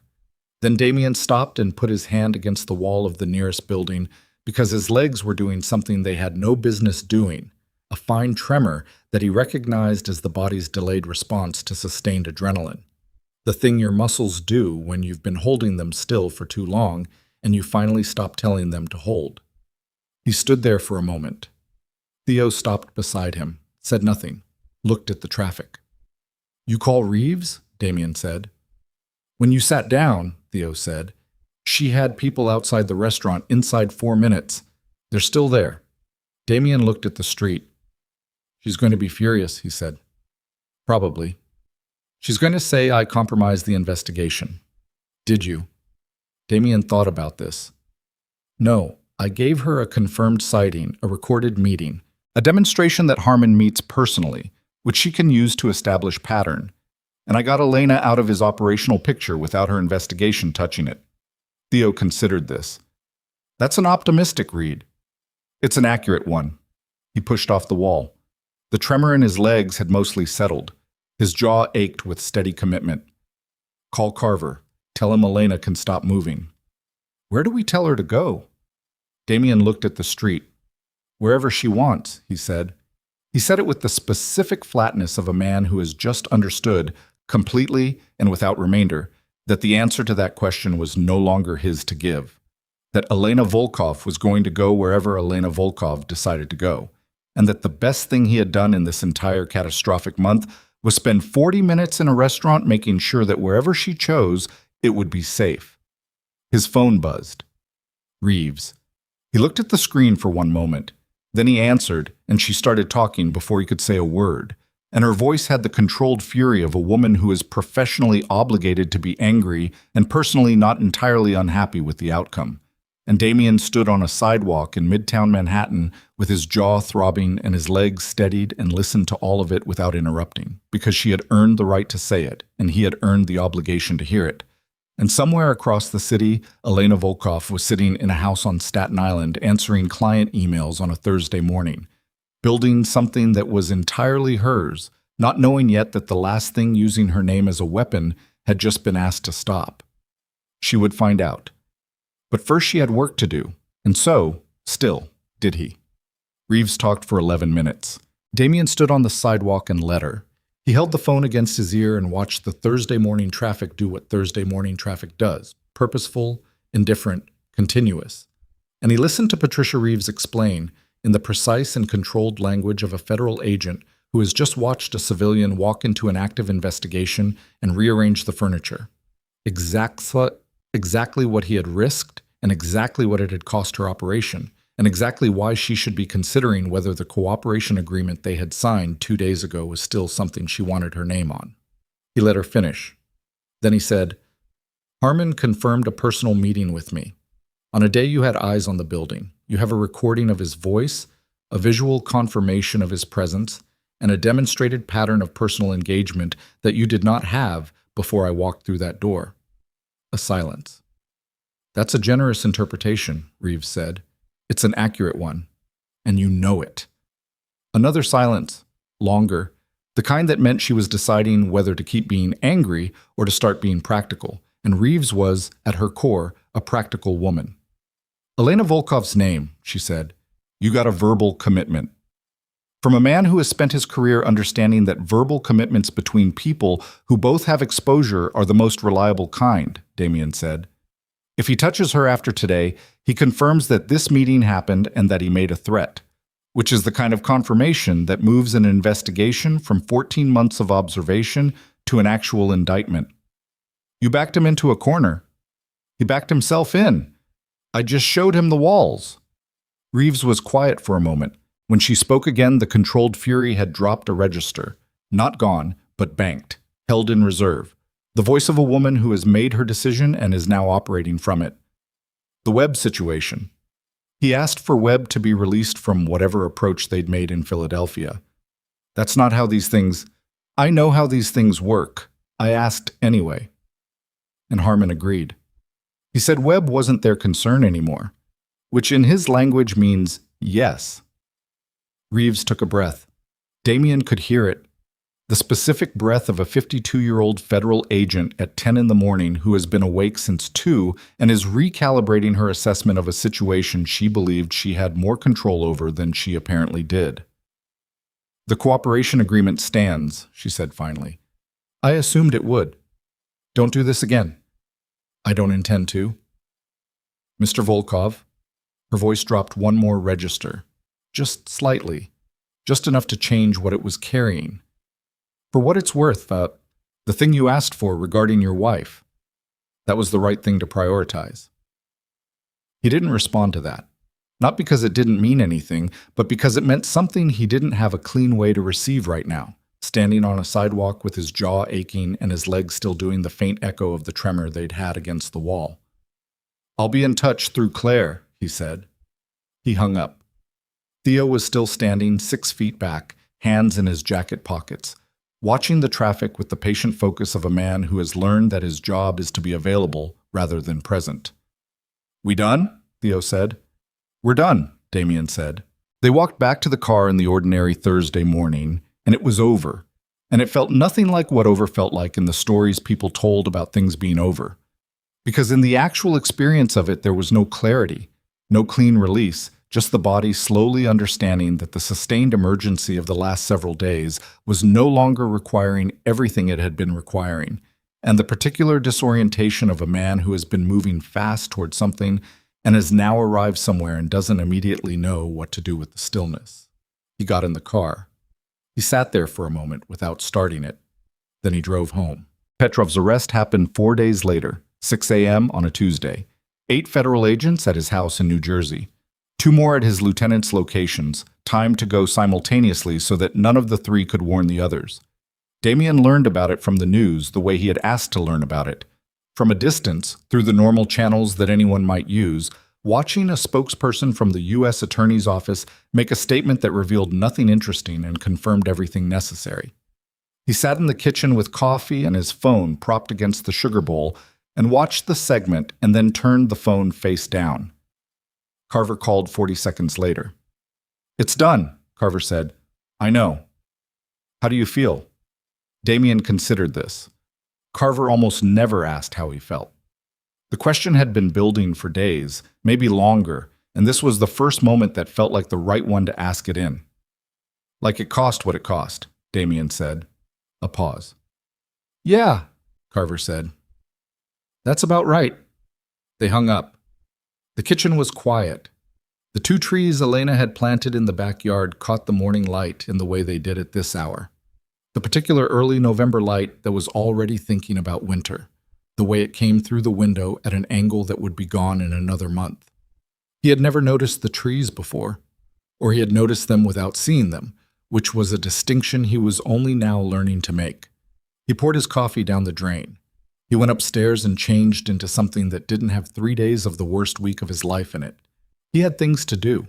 The first thing he did was call Marcus Webb, not Claire's firm, not through an intermediary. He dialed the Philadelphia number that Sandra Park had given him the night she called at 11:43, the number that went to Webb's new office, smaller, from what Sandra had described, the kind of office a careful man sets up when he's starting over in a city that doesn't know him yet.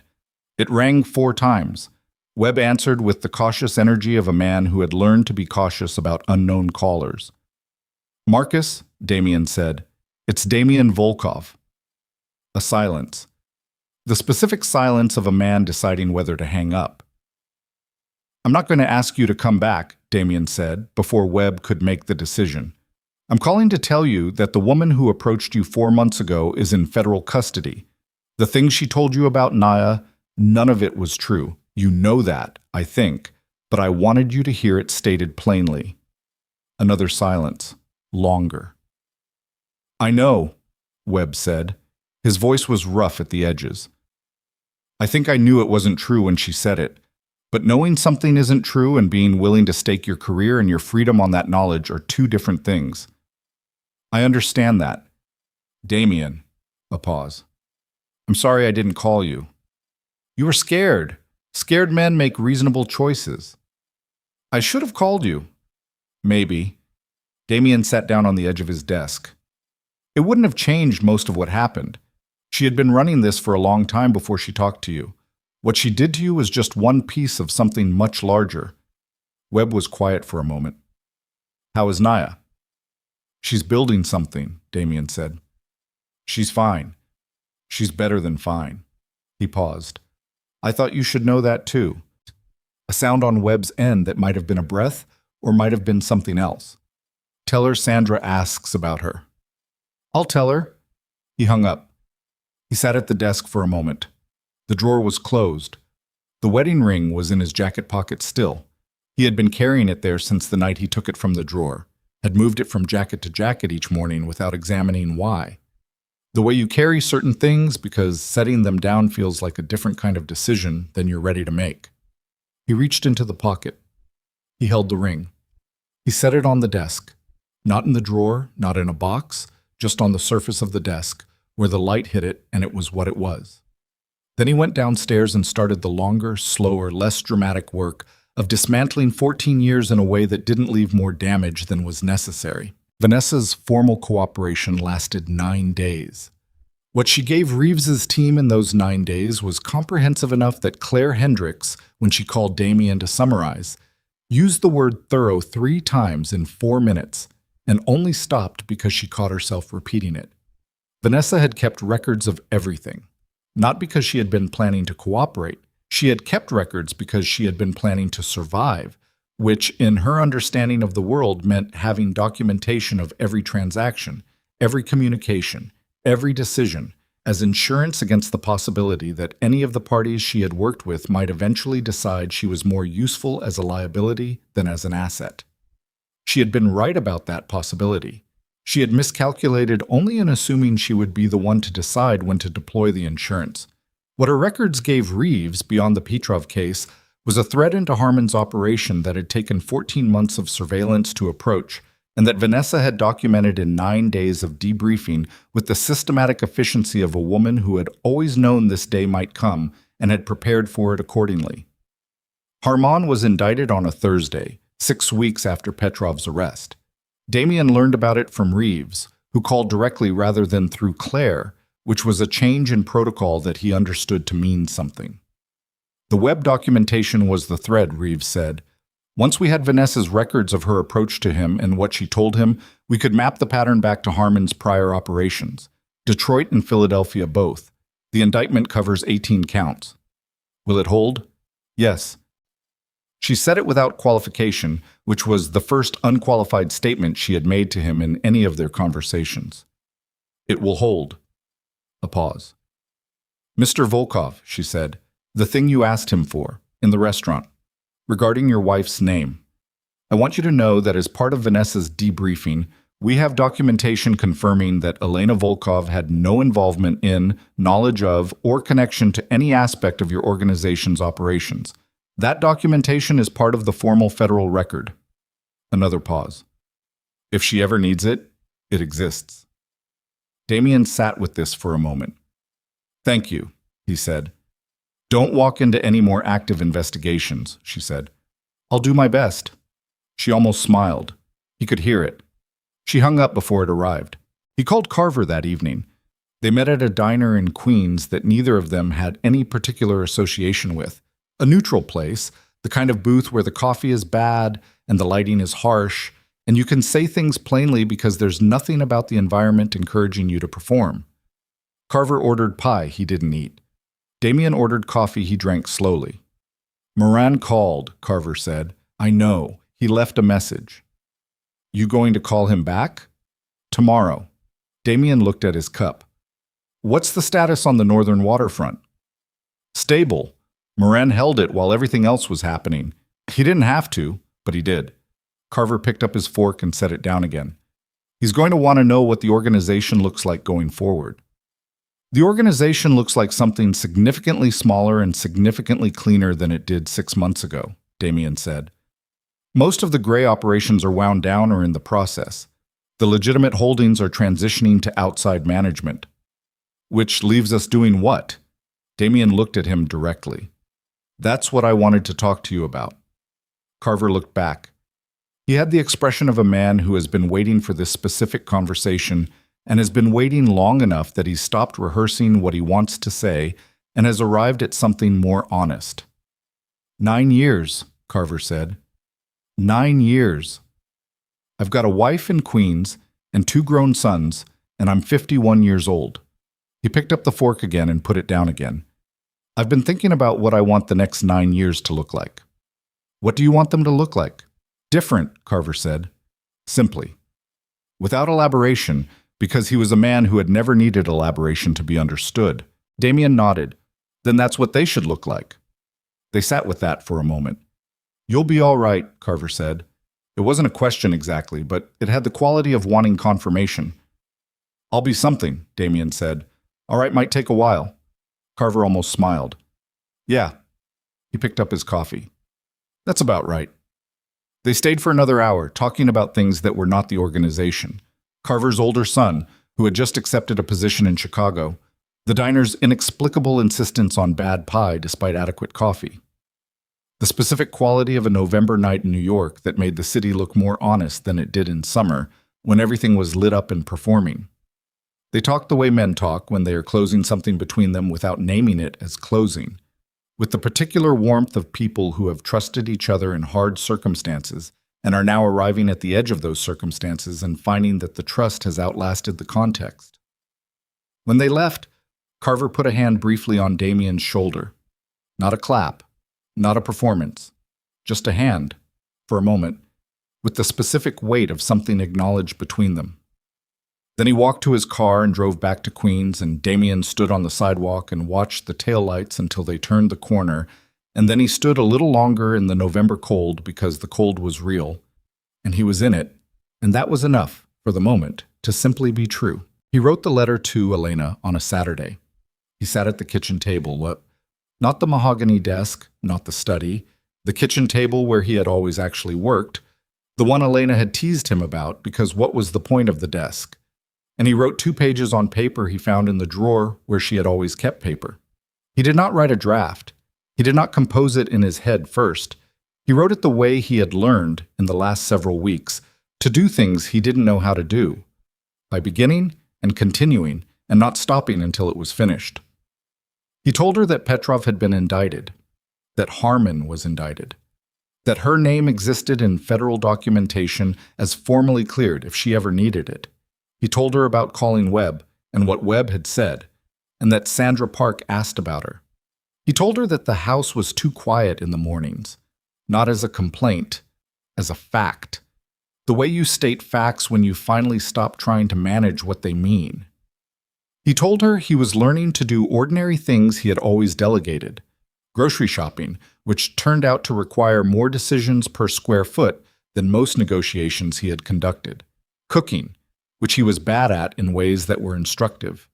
Running, which he had started 2 weeks ago because he needed something to do with the early mornings and something to do with his body that was not sitting still in a house full of rooms that still smelled faintly of the life that had been lived in them.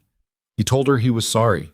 He said it in the specific way of a man who has been sorry before, and said it before and understood the difference between saying it with hope attached and saying it without. Just the statement itself, offered to the air, because she deserved to have it said cleanly, and he needed to say it cleanly, and neither of those things required a response. He did not ask her for anything. He addressed the envelope in the handwriting that had not changed since he was 22 years old. He sealed it. He put it on the counter where he would remember to mail it. Then he made himself dinner, badly, with the specific focused incompetence of a man who is learning something real, and ate it at the kitchen table, and the food was mediocre and the quiet was present, and he sat in both of them without trying to change either. It was not okay. It was what it was, which was its own kind of progress. Elena received the letter on a Tuesday. She was at her office, the Midtown West office, 7th floor, which she had gone back to the Monday after Agnes's house in Staten Island because it was hers and she was not going to be afraid of it. And the second time she walked into it, the fear was not there, just the familiar smell of the whiteboard markers and the specific quality of light through the window at that height and the second desk that she was about to fill. She had hired Priya. Priya was 38, forensic accounting background, had left corporate work because she wanted the cases to matter, and had interviewed with the particular combination of technical precision and genuine care that Elena had recognized as exactly what the work needed. She had started Monday. By Tuesday, they were already in the specific productive rhythm of two people who have the same definition of what the work is for. The letter arrived in the afternoon mail, and Elena's name was on it in handwriting she would have recognized with her eyes closed. The handwriting of a man who had left her notes for 12 years, who had written, "You are the only thing I've ever done right" on their 5th anniversary, on the back of a gas station receipt because it was the only paper he had, who had written down her grocery lists when she was sick and left them on the counter without mentioning it. She held the envelope for a moment without opening it. Priya was across the office on a call, her back turned, working with the focused efficiency that Elena had already come to appreciate about her. Elena opened the letter. She read it twice. Sitting in her chair at her desk, with the afternoon light coming through the window at the angle it came through at this hour, with the sounds of her own office around her, Priya's voice, the street noise below, the ordinary texture of a place where work was being done and the work mattered. She sat with the letter for a while after the second reading. She thought about the lamb chops. She thought about the parking lot. She thought about the stairwell and the concrete service corridor and the fluorescent light and Damien's face in those 2 seconds, 12 years sitting in both of them, the impossibility of putting any of it down. She thought about the wedding ring she had left on her desk after he walked out of her office that Thursday. She had picked it up and put it in the top drawer, and it was still there. And some days she did not think about it at all. And some days she took it out and held it and thought about what it represented and what it no longer represented and put it back. She thought about the life she was building. She thought about Rosario, whose systems were clean now and whose new bookkeeper had been through the vetting process Elena had designed. She thought about Gerald Okafor, who had dropped off wine and spent 45 minutes telling Priya about what the work had done for him, making Priya look across the room with visible reassessment.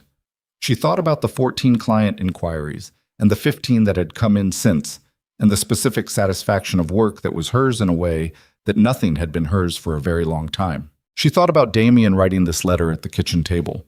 She knew it was the kitchen table. She didn't know how she knew, she just knew.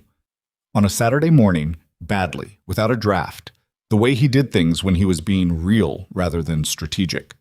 She did not write back. Not because the letter didn't deserve a response, because she was living her response, Every morning she woke up in her apartment and started her own day on her own terms. Every client she helped, every hour she spent becoming more precisely herself. The life she was living was the response to everything that had happened, and it was better than anything she could have put on paper. She folded the letter carefully. She put it in the top drawer of her desk, beside the ring. Some things didn't need a resolution that was clean and declared. Some things just existed in the space between what had been and what you were becoming, and you learned to let them sit there without needing them to mean exactly one thing. She closed the drawer. She went back to work. 6 months passed. They passed the way time passes after the emergency is over. Not quickly, not slowly, but with the specific texture of ordinary life reasserting itself day by day in the accumulated small moments of a life being lived rather than managed. Elena's firm took on its 14th client in the 4th month and its 18th in the 6th.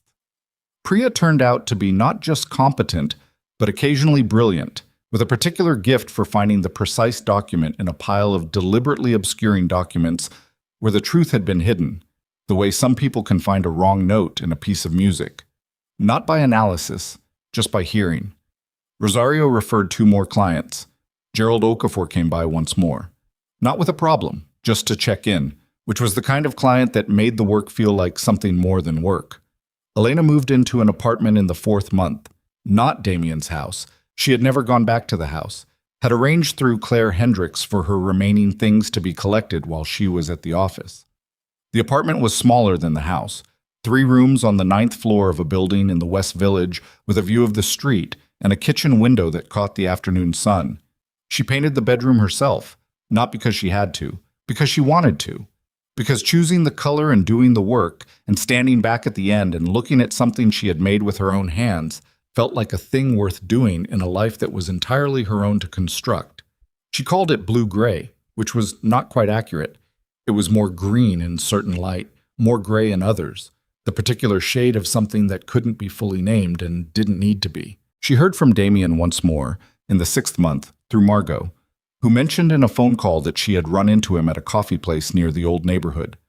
Margot said he had looked well, or at least better than she would have expected, and that he had asked how Elena was, and Margot had told him Elena was good. She was really good, actually, and Damien had nodded and said he was glad, and that had been the whole conversation. Elena listened to this and said okay, in the tone of a woman who means it, and then she and Margot talked about other things for 40 minutes. And when she hung up, she sat in her blue-gray bedroom in the last of the afternoon light and thought about him for a while.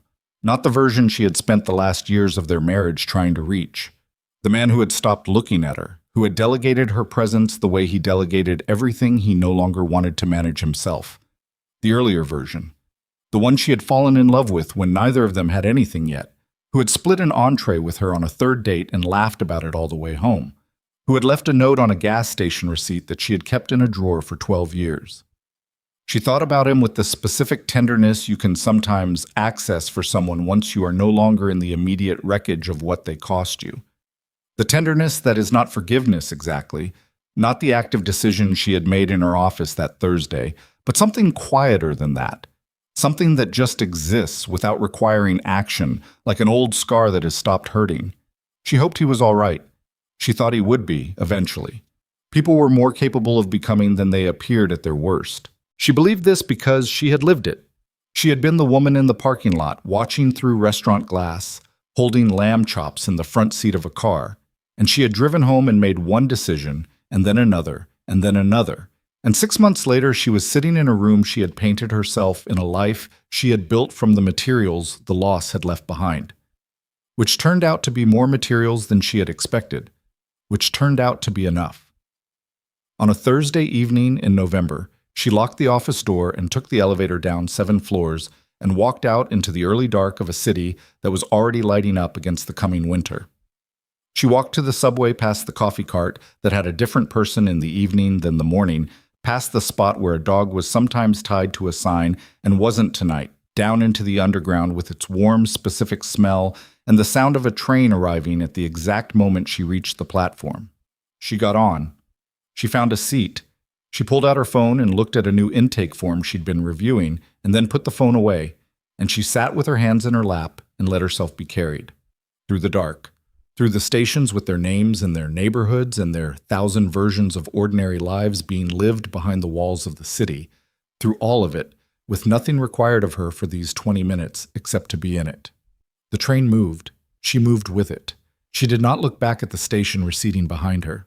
She had learned in the last 6 months that looking back was something you could do from a position of forward motion, that you could carry the history without being stopped by it, that the past was not a direction but a weight you learned to hold differently, until one day you noticed you were holding it with one hand instead of two, and then eventually with the ease of something that had become part of you rather than something you were struggling under. She was not all the way there yet, but the train was moving, and she was on it. And ahead of her, somewhere past the next station and the one after that, was the apartment with the blue-gray walls and the kitchen window that caught the afternoon sun and the desk where her laptop sat with tomorrow's work already open, waiting for her to come back to it. She had work to do. She had a life to get back to. Both of those things were true in a way they had not been true for a very long time, and they were true because she had made them true, and no one was going to take them from her. The doors opened at her stop. She stood. She walked out into the cold evening air of her own neighborhood, her own block, her own city, and she walked home.